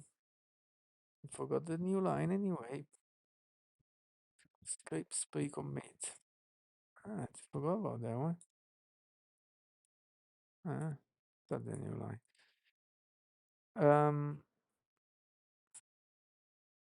Yeah, we already have plenty of markdown. No need to add more. Okay. Uh, but even the npm script is broken. And you didn't check that.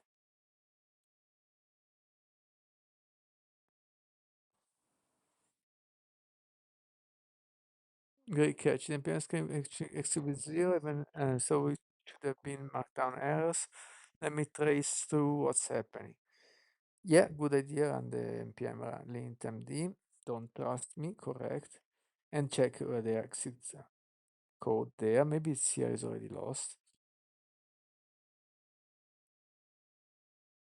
Yeah, correct. Maybe it's already wrong there. Now we have the output. Good. npm does exit with code 1.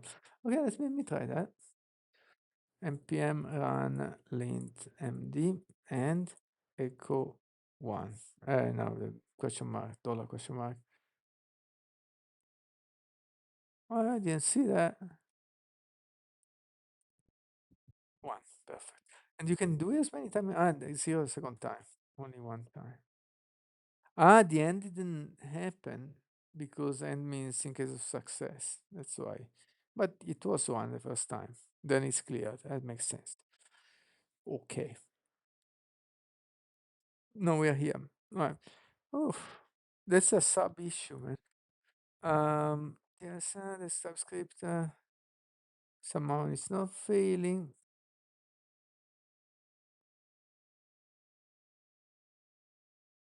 Yeah, okay, returns 1. So what is it doing? It's trying to do adding commits ts directly. Okay. See the exit code. 0. Stay. and didn't run anything because it's too far, too quick.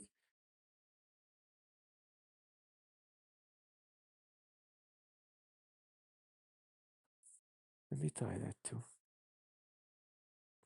Semicolon rather than. No, no, no, this one, yeah. Ooh,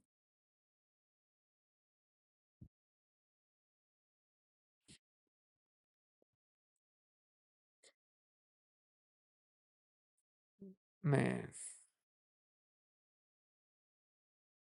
By moving markdown check before stage file, check we ensure linting. Oh my god. Yeah, moving things around wouldn't change anything. It worked? Ah, no, no, no. It's a passing.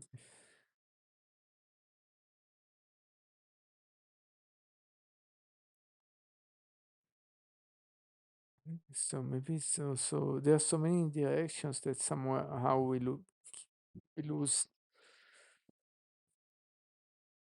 Okay, it's definitely running. Perfect. It's working now. The markdown lint errors. Okay. Verify the exit code. Now we should try to commit and that should fail. Good. Very good. We have the confirmation soon.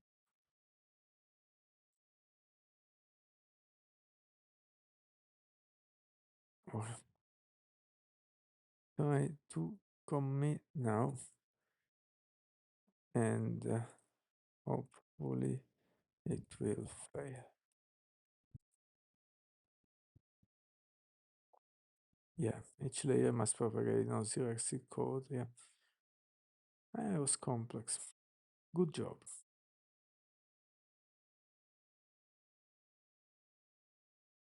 Might fail for another reason. Okay, try again.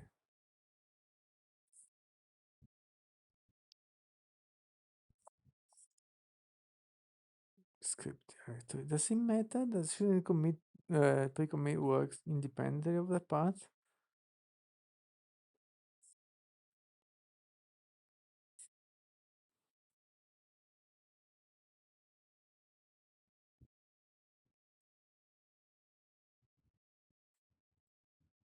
Perfect. Pre-commit is now working. Why does it matter where you commit? Shouldn't the pre-commit script work from anywhere within the repo?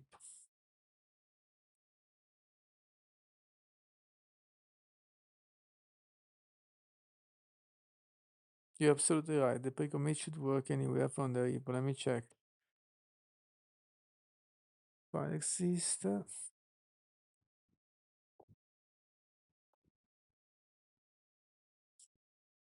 Is there a way to say repo root?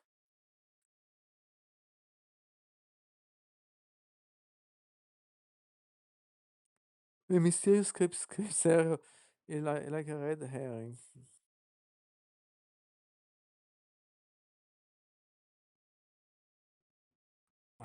Okay, let's ignore this one. Fix length errors. And you should know that I'm talking about Markdown.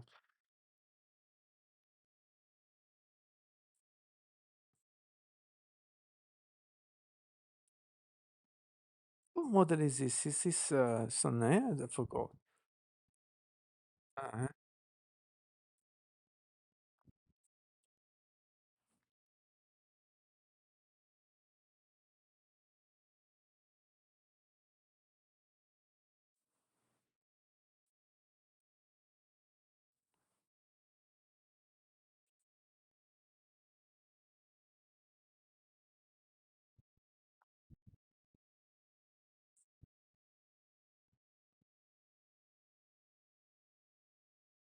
Yeah.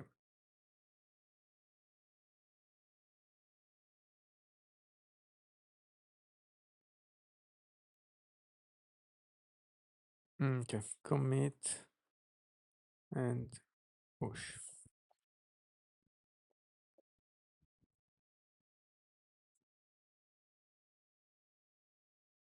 Let's see if it works now. No. What does it? Maybe. I'm still running. Yeah, it looks like it worked. Why so many changes? Push.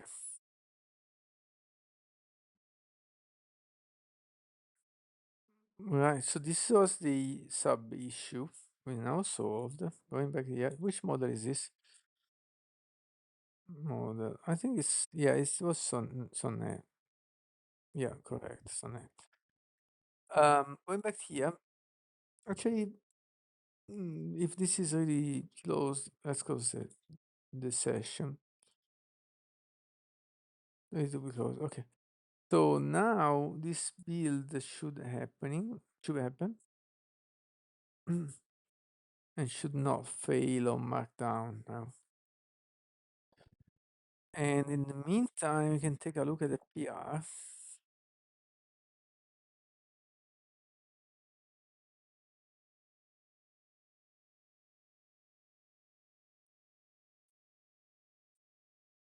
Oh, JSON shouldn't have comments. Why is this?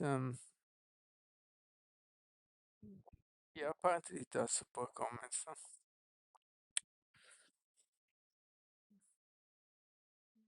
Okay.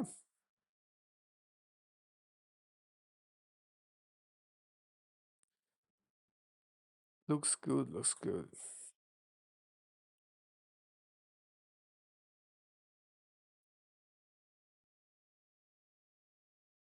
I don't know why I format this.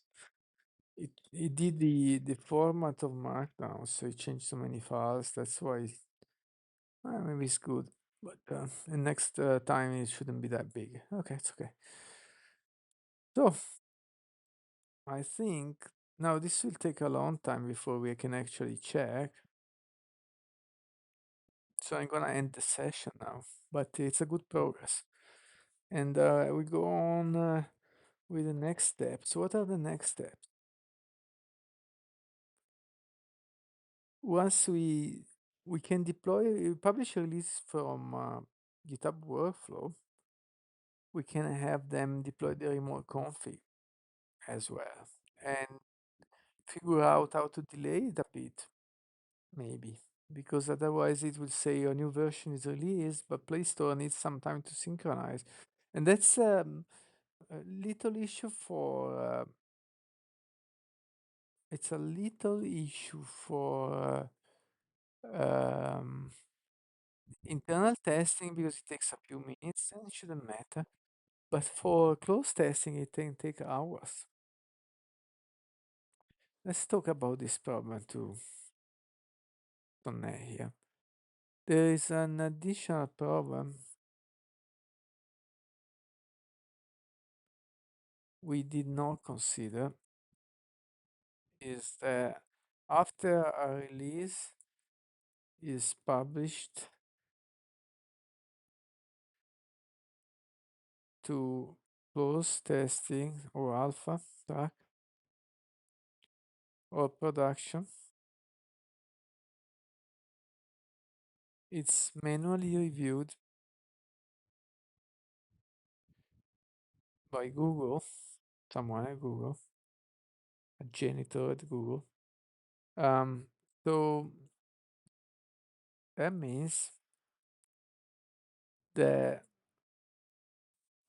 the release is not available for download yet.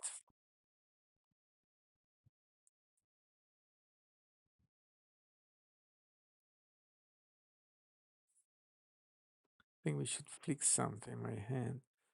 That's a critical detail. Google review process. There is a delay between process publishing and its availability, and may update documentation to clarify that. Yeah. Where is the problem? How do we know when?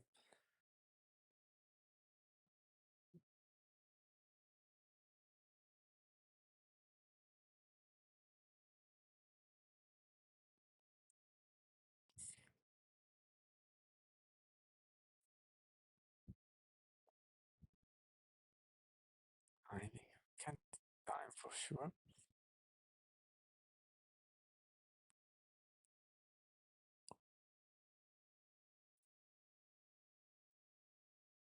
Okay. So good. Now he failed on Markdown. Fantastic. Now the hook works. So good, so good. So everything is automatic. I don't need to build, send to GitHub workflow, make it fail, and then tell, oh, can you fix the Markdown? Now the LLM picks it up. So good. Much better, man.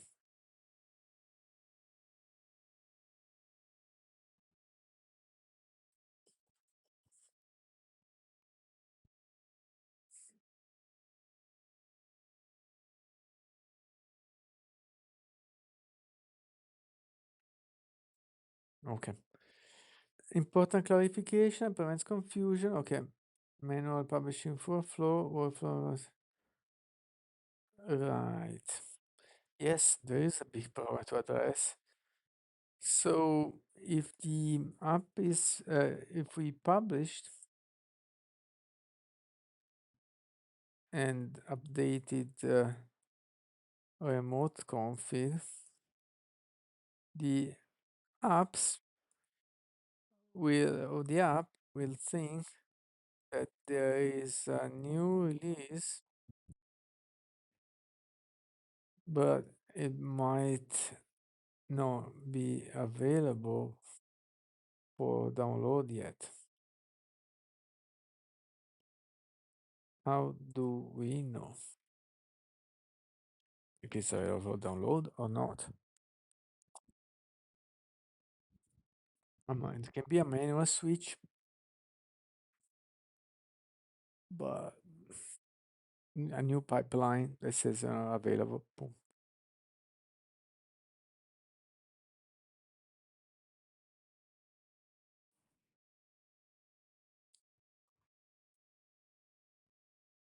Okay, let's see.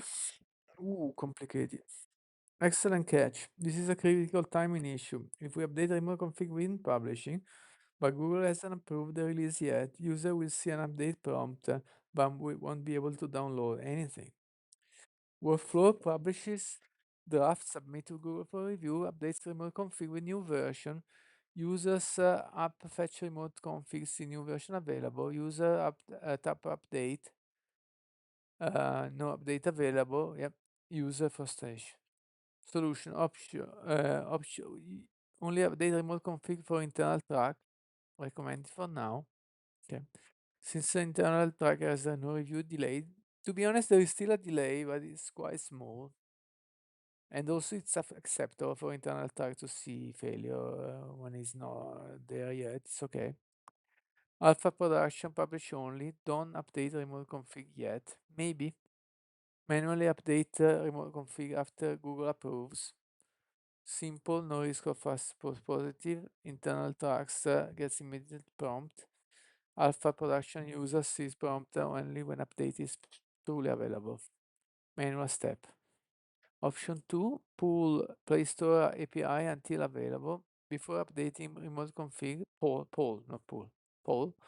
Play Store, which is, yeah. Play Store API to check if the release is actually downloadable. Publish draft, poll play. Once status is available, update remote config. Fully automated, no false prompt. Complex. Workflow could run for hours, days. Yeah, and I can run only one workflow from the current setup, so that would prevent any not good. Even though no, we cannot even run it on GitHub because that would cost a fortune.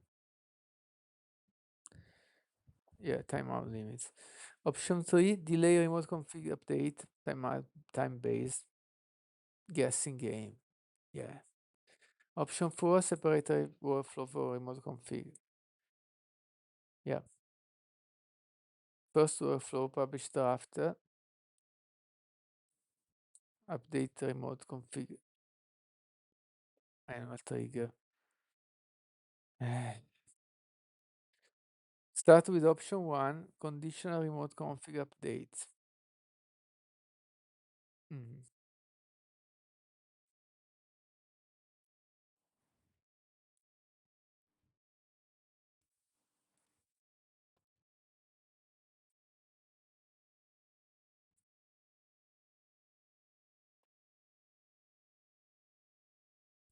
I need to think about.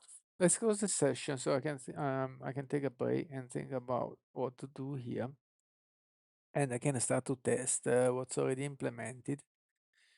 Um, yeah, we'll see. This is not that simple. I think two workflows is perhaps the option I want. Or instead of polling, we can have a workflow.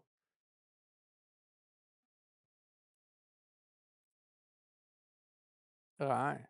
Yeah, there is another option. What if we do something close to option 4, but the second workflow does the check and update remote config only if it's available. Then I could trigger that workflow somehow with some cron actions and, trigger the workflow every hour or whatever, or even more often. And that would be similar to polling, but smarter. Wouldn't, uh, let's see what it says. Ooh, brilliant. That's the best of both worlds. Let me check out. Hybrid solution. Second for update the remote config for release, manual trigger, input track version, check play store. Only updates config observable. Yeah, but the problem is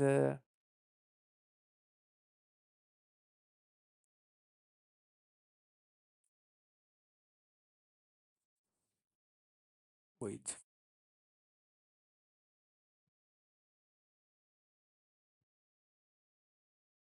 Well, if the second workflow is actually we can have a script that's similar to auto merge is actually checking if the release is available.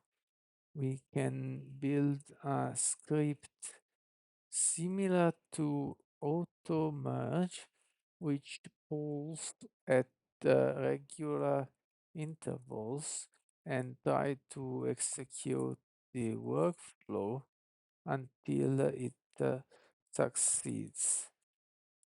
The advantage of this approach is that we would not tie a GitHub Action Runner for long time, um, you know, and avoiding timeouts and expensive billing billing costs.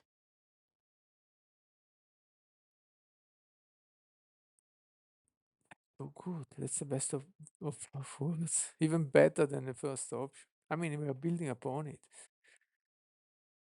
But I'm building the tooling, this is incredible tooling. Is like what my second app should have all these things. How do I redo this tooling or import or reuse? Oh, already wrote code, so calm down. Actually, excellent engineering thinking. Yes, that's much better than a long running workflow. Let me design this. External polling script approach. Stateless, quick check, checks if there is available, fail immediately, correct. Um, Similar to auto merge, check, wait, minute, retry, no run waste. Yeah, what it says, script location. Yeah, you don't need to write the script now. Okay, you're flexing now. Pattern one, manual, automatic after trigger point. Pattern one, automatic. BI workflow inspection manual. I'll go with menu.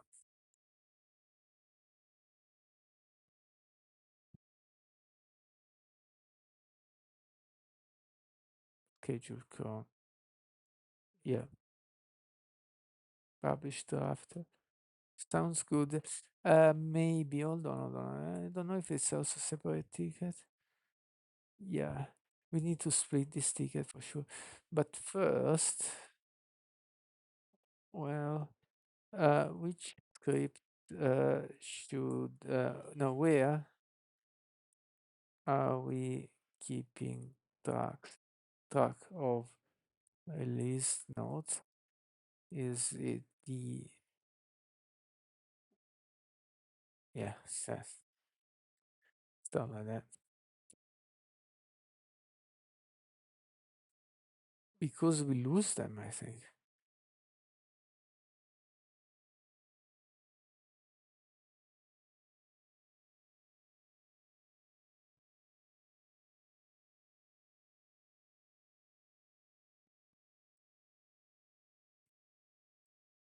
Right. Yeah, it's not fleshed out yet. Great question. There is a gap that we need to address. Yeah. Currently, release nodes are not persisted anywhere. User enters them in GitHub workflow input, and then we lose lost forever. Yep. Correct.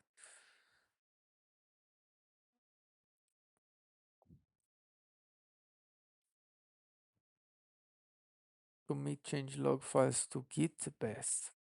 But then we need to parse.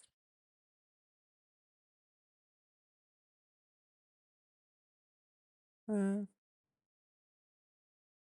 but then that creates a new release.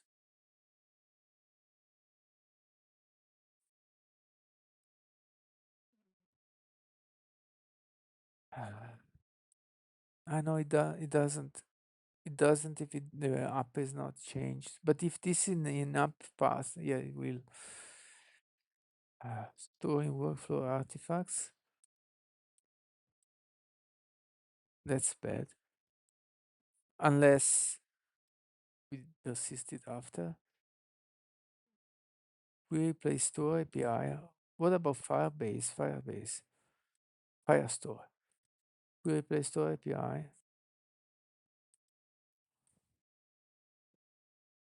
Unreliable. Well, if we commit to Git, this will trigger a new release, a new draft release. If we change files in app folder.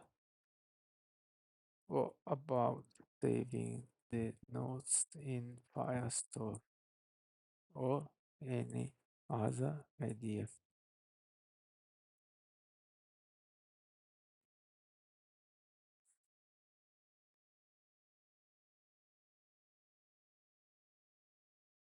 I think, yeah, we have at least two tickets in our hand, maybe more.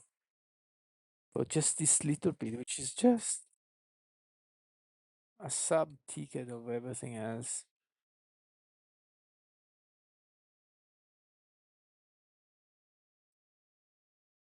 Okay, Firestore.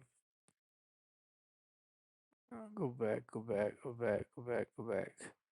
Right, excellent point. Committing to app would trigger the CI workflow and create another draft. Let me think through alternatives. Alternative solution. Commit change log to a path that doesn't trigger CI. Yeah, I thought about that. That's possible. Docs change logs. Yeah, makes total sense. That's a possibility. Well, you don't need to do that.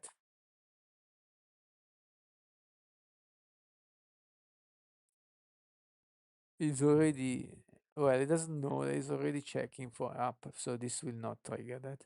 But anyway, not the same as fast lane. Yeah. Okay. That's a small cons. Firestore, store in Firestore collection. Yeah, platform Android. Firestore means we can edit also easily. Android track app version, but if they are there release notes, not easy to.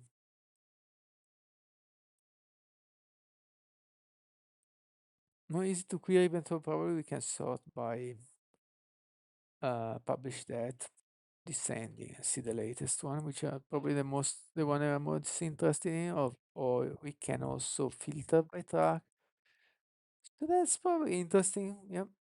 One trigger CI, queryable. Yep, exactly. That's what I was thinking. Create add metadata. Yep. Multi-language support is natural. Yeah, where is the version notes? It should have separated fields. Um, already using Firestore.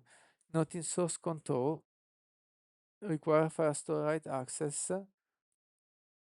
in workflow. Another dependency. GitHub releases. One trigger CI. Nice UI in GitHub. Queryable via API. Permanent record. One release per track per version. One release per track might be confusing. GitHub releases are meant for source releases, not placed on metadata. Yeah. Separate Git branch. Oh, no, no, no. Yeah, terrible idea. Workflow around metadata. GitHub Actions allow setting output for summary. Simple, one trigger CI. No, easily queryable. Tight workflow lifecycle. This is interesting. Your competing constraints need persistent but can't trigger CI. The choice depends on whatever you value for your infrastructure as code, Git, or runtime data, Firestore. Firestore makes sense since you're already using it for the update data sync. It's just another piece of app metadata. My recommendation is option 2, Firestore. As option 1, you requirability. Yeah, I think so. Option 1. Yeah, now we change. Firestore schema. Yeah, then now we have the language support. Yep, perfect. Yeah, well, option was 2. Okay, let's choose option 2, Firestore. I think now,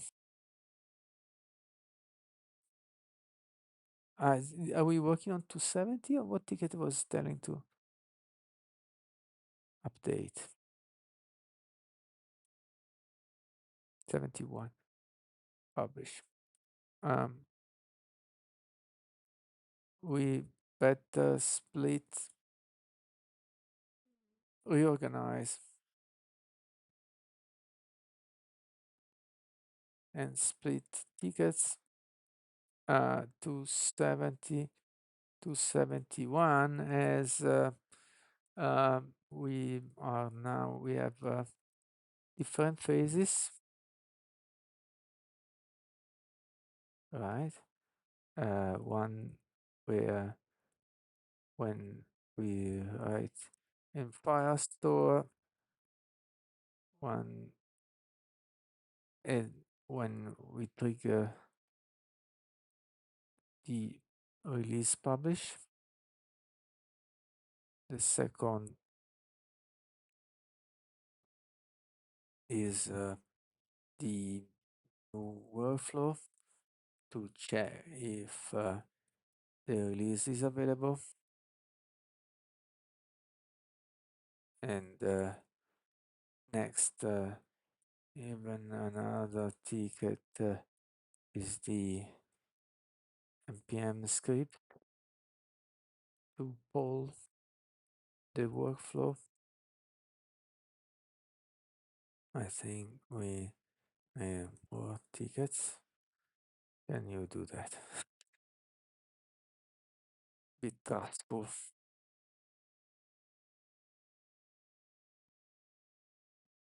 Starting to get hungry. Yeah, man, we need to update so many tickets. I will take a break now. We start to reread all the tickets. Let's see the build the work. Look at that. So what was the last PR? No, it's just marked as running. Oh, wait, I'm confused. Ah, it's still running. Okay. Because we changed something maybe. So what was the last GitHub workflow to publish to Play Store? Okay, that's a new workflow. So now we can manually go on the workflows and say publish. Okay, and the workflow should not be available now because it's not merged. Oh, audit budget. Yeah, it's not available. What's the name of the workflow?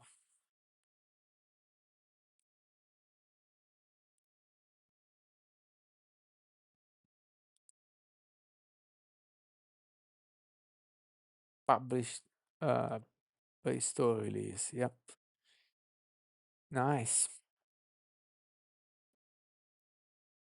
So to make it a logical breakdown structure, store release metadata in Firestore when publishing, correct? We did so well to do only the initial publishing as is first.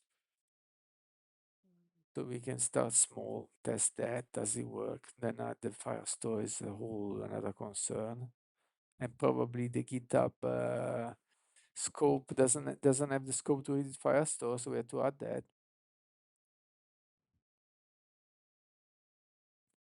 Okay, this is a a new issue. Create a workflow to check Play Store availability and update roaming config. Correct. And we have the data from Firestore, so good. Now it all makes sense. But it will take 2 3 days to do the whole thing, maybe more. Because so far what we've done, just the app info part where we put the additional parameters so we know on which track we are. And then here we can publish the workflow from GitHub Action, which we could already do from Play Store, and now it's like for like, but now we can make it richer, which would be the next step. And we have so many new issues. Yeah, that's complex. But I think that makes a lot of sense of that to do. This should be all sub issues. So complex. No, that's not part. Okay. There you go. So what he's doing now? Create issue, create polling script. Yep, correct. Everything separated. Correct. And then we can decide, we can put this script in cron, we can run it by hand, which and leave it in a mark, whatever we can do.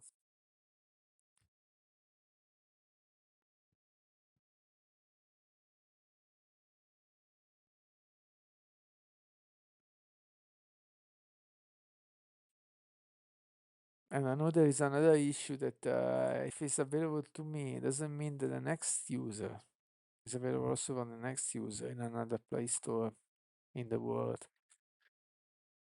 But can be perfect, isn't it? Maybe we can add an additional wait before after that. What is he doing now? We need is it, the master issue. Okay, correct. 270. That's not even a master issue. It was the schema issue, right?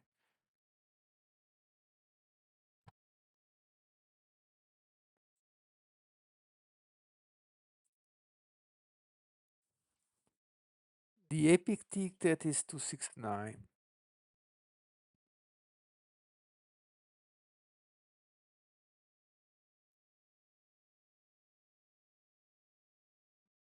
That is using a lot of tokens, baby.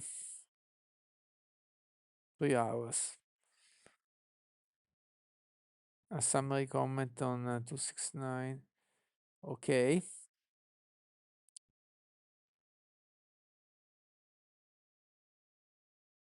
So totally different now.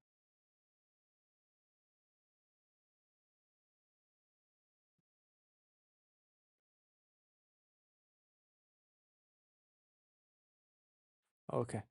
So, yeah, let's have a look. 318 to release metadata in Firestore. Great. Create new workflow to check store availability and update remote config. Great. Create polling script to automate remote config updates. Now focus on schema design. Now focus on final integration of our components. Release start. Okay. Okay.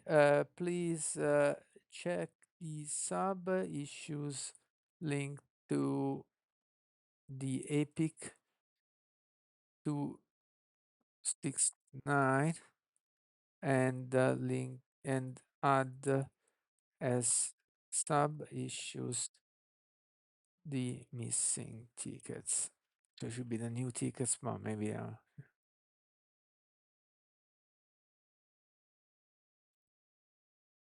yeah, correct.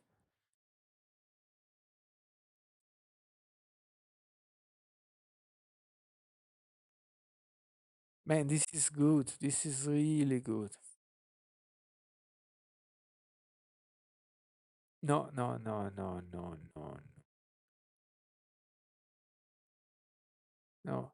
They should be added as sub issues, not in the body text.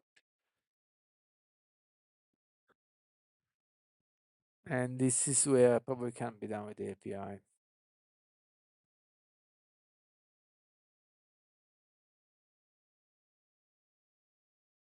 No,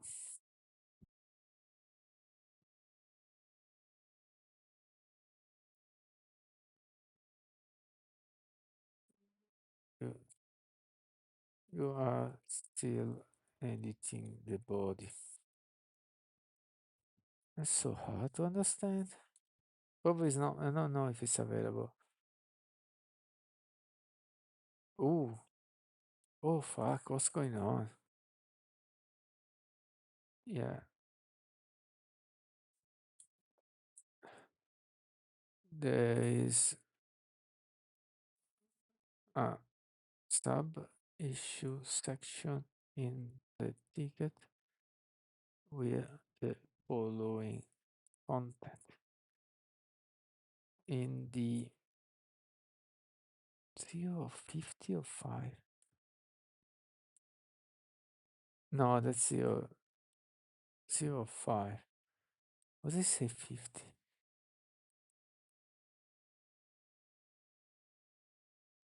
Let's say this of 5. Um, the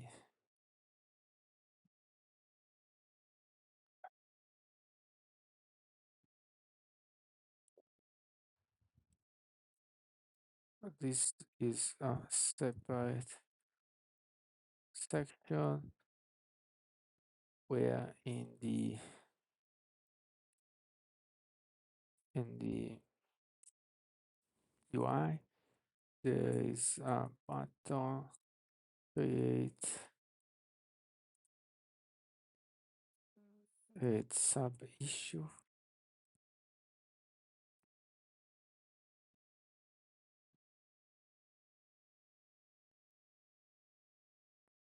with the options add an existing issue, and then the next problem is so as well.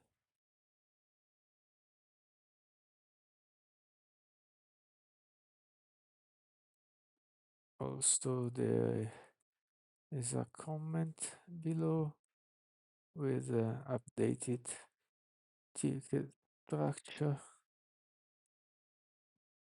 which you have to scroll to see, and that's confusing. Just delete it and update main body for that.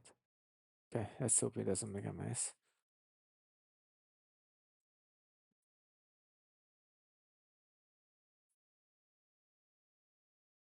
Link issue sub issue updated body text. No, it's not redundant. The comment is not redundant.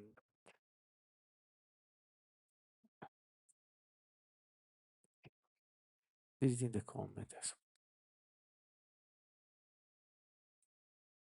it contains new info.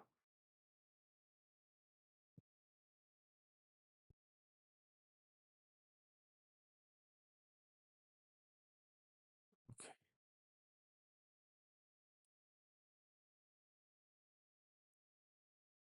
You can use the body actually for some issues, maybe if it's that complicated with the API. And we can use a checkbox there. But it's annoying. And also this history is annoying. Heavy, who cares? As a flow overview of the information, let me keep it. Unfortunately, GS has now as doesn't have a sub issue. Okay. Okay, add those tab issues as to do check list in the body. We will use that. Accessible with GraphQL. No, it's not complicated. Perfect. Let's keep it simple. I will delete the sub issues. Okay, that's fine. Failure. Delete. Remove. Because this is only partial, so there's no point of keeping. I could add the other one by hand, but it's better to have something we can edit. There you go. So, and actually, this is rich. Add so many things. I release track to app info. Done. Create GitHub workflow to publish to Play Store releases. Maybe done, maybe not. It depends if it contain as well the part where we save the info to Play Store or not. Yeah, yes, it does.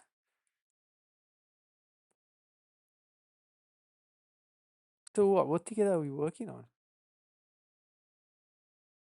316. Oh, that's not correct. Unless we say we can do more. Oh yeah, we can do more PRs for the same ticket. So that's fine. This is part of 316 in that view. Okay. So that means this does not complete 316 even though this PR wouldn't complete 316 even though it works. If it does work, we can merge it so we can test the workflow. But even if it works, there is the additional metadata to add.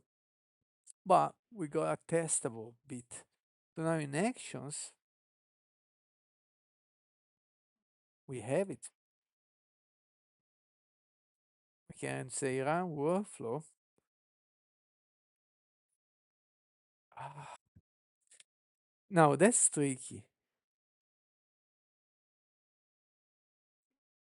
because we have to remember what we just published.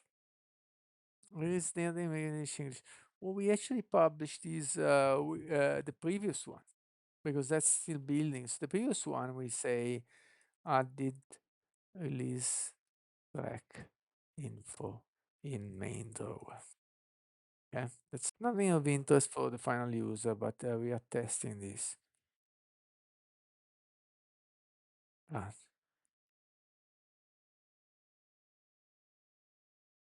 I see nothing here. Let's try to reload the page.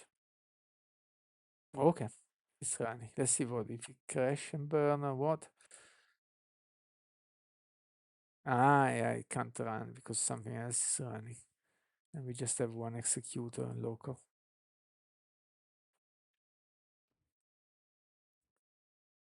Ah, actually, it's a new month because I changed everything to run locally because I was out of minutes. But now it's 6 October, so we can run this on Ubuntu or from GitHub executors. Oh, I started anyway. We are lucky. Ah, no, it didn't.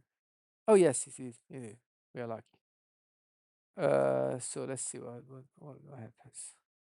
Check out.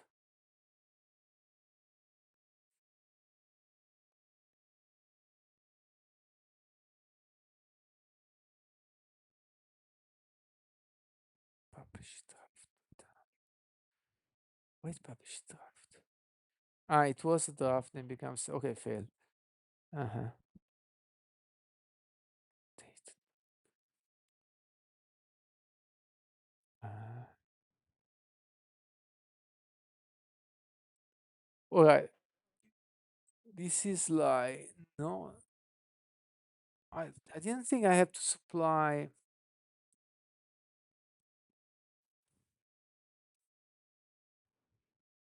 Okay, publish release failed because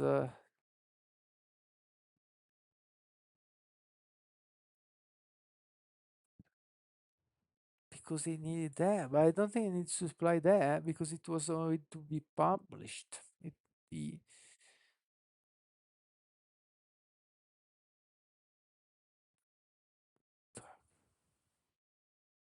I'm not sure what that means. Okay, the publish release failed. Okay, the publish release failed. Okay, I thought we did not have to provide the bundle or APK or whatever. Let's see what it says.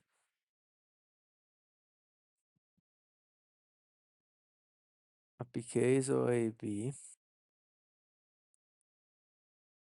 because we already deployed the draft release before, and now we are just saying here are the release notes. Yeah, resize a little bit. We're just saying here are the release notes, and please publish this release. That's it. Because it should not upload to Play Store. Upload what? You're absolutely right in your thinking, but Fastlane upload to Play Store require additional parameter to work in metadata only mode. The error indicates we need to specify. Hold on, hold on, hold on. We merge already. So we need first to switch branch. Check out main. Git pull. Git fetch all. Git delete. GH316. Okay. Go back here. Let me check Fastlane documentation more carefully. So we are in metadata only mode. Okay.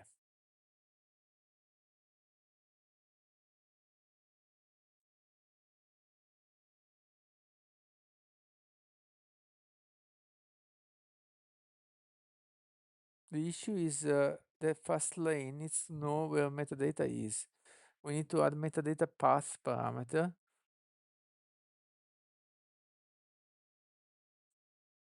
Okay. How do we get version code? The latest available. Yeah, we can create before. That's what we did. Okay. But the metadata Android, not sure about it.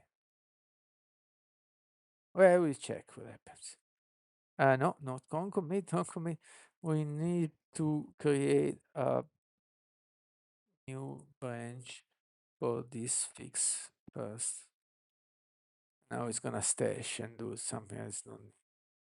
I know. There you go. No need, already done. Okay, do whatever you need to do. Already on main. Already pulled, but it's gonna stash. Fine. Pop. I done that very quickly. Yeah? Stash, pull, pop. Okay. Stash. What's pull? What?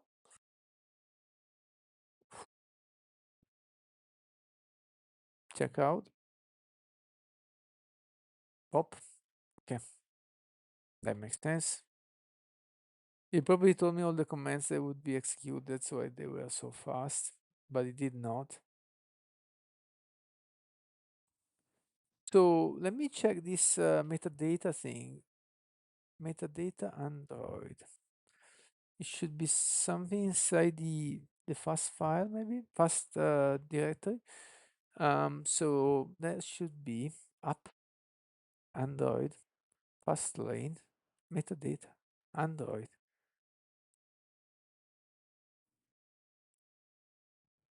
Oh, this is out of date.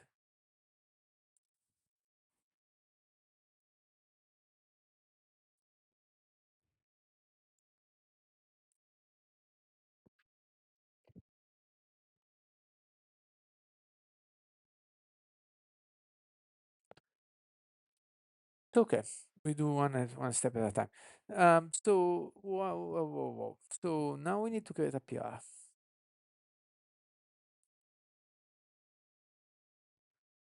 Push. Okay.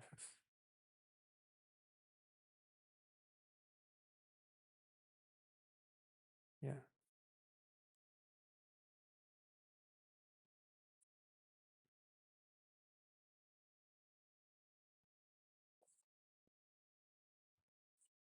Today we need to create a PR, but we have more questions first. What is that metadata used for? The app description is now out of date.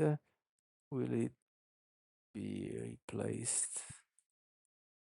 But also the one in the Play Store is out of date. We need to review. We just want to know what happens.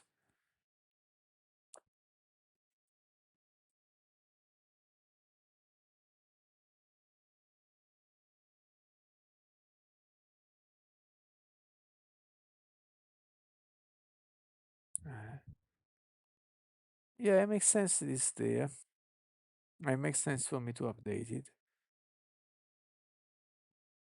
Good question. Metadata container. Ooh,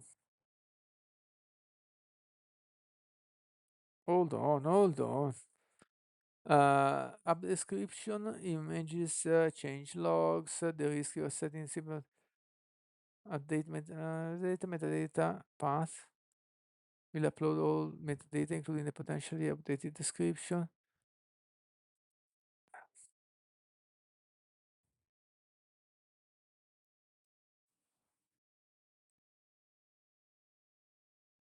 The change logs.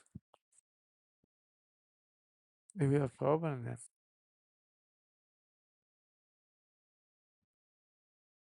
Let's reject this change. Um, okay, what about change logs? This ruins all our plans. This since they are not saved there, and the only file there is just a joke, for the first release.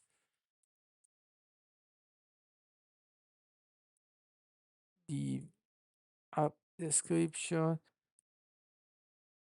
is out of date, but and screenshots out of date, but it's okay to publish them because I can update them later, and we are just testing now.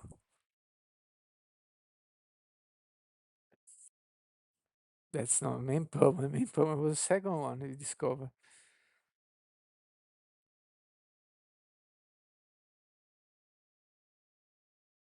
You're absolutely right. This is the issue now. Let me trace through what we are doing.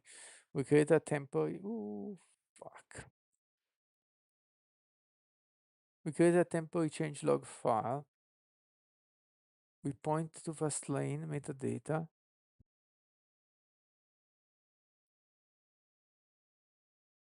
It actually works for the current plan. Okay. Yeah, I see.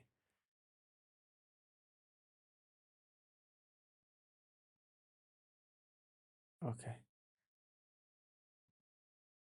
Yeah, okay, create a PR, but I have a following question. Actually, this will change the PR.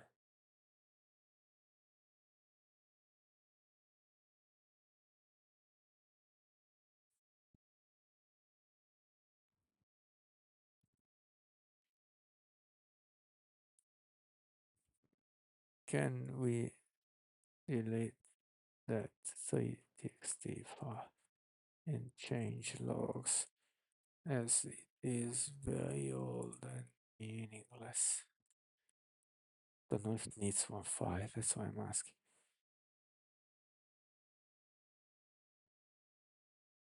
Absolutely, yeah. Cool. Elegant for this use case, the change log is long enough for Fastlane to upload it and disappear. But what do you mean by change log?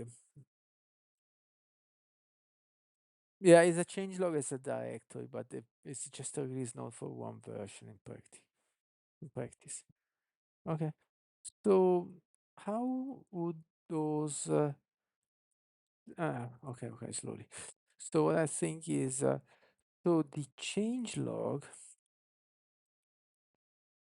is actually the whole directory, while each file is the release note for a single release. Right? Question mark. Okay. Um, how the content of that file would look like? Would it have markers, XML, let's say, or markers for languages? This is getting even more complicated. Maybe that was the initial plan, but uh,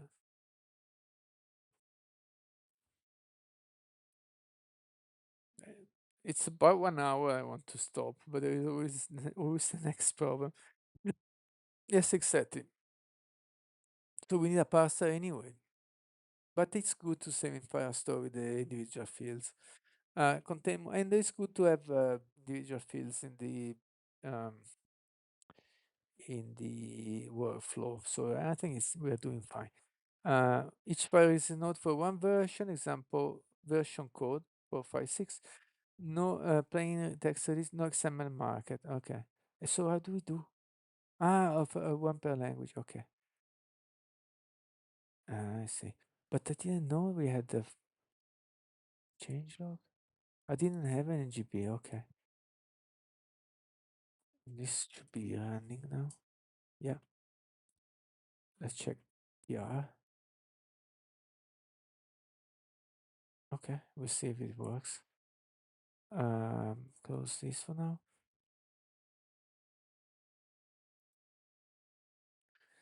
Uh, didn't know about that. Ah, I already have NGP. I'm confused. I'm very confused. I think there is something missing here. So hold on. Go back to close this, close this, close this. Go back to app, change. Already NGP. That's what I missed. There you go. Correct. All right. So we already have that structure. Here gets the whole folder and then it goes. Because of the description. Yeah, everything is nationalized or yeah, internationalized. Okay, I got it. I got it. I understand. Nice. That works. Non-text. Yeah. There's just one folder per language. Understand now. The actual structure, workflow. Okay, great. Okay, let's end this session here. That's good progress. I think I will go on my own with some more work, but tomorrow will be still going on the same issue. Bye. Thanks.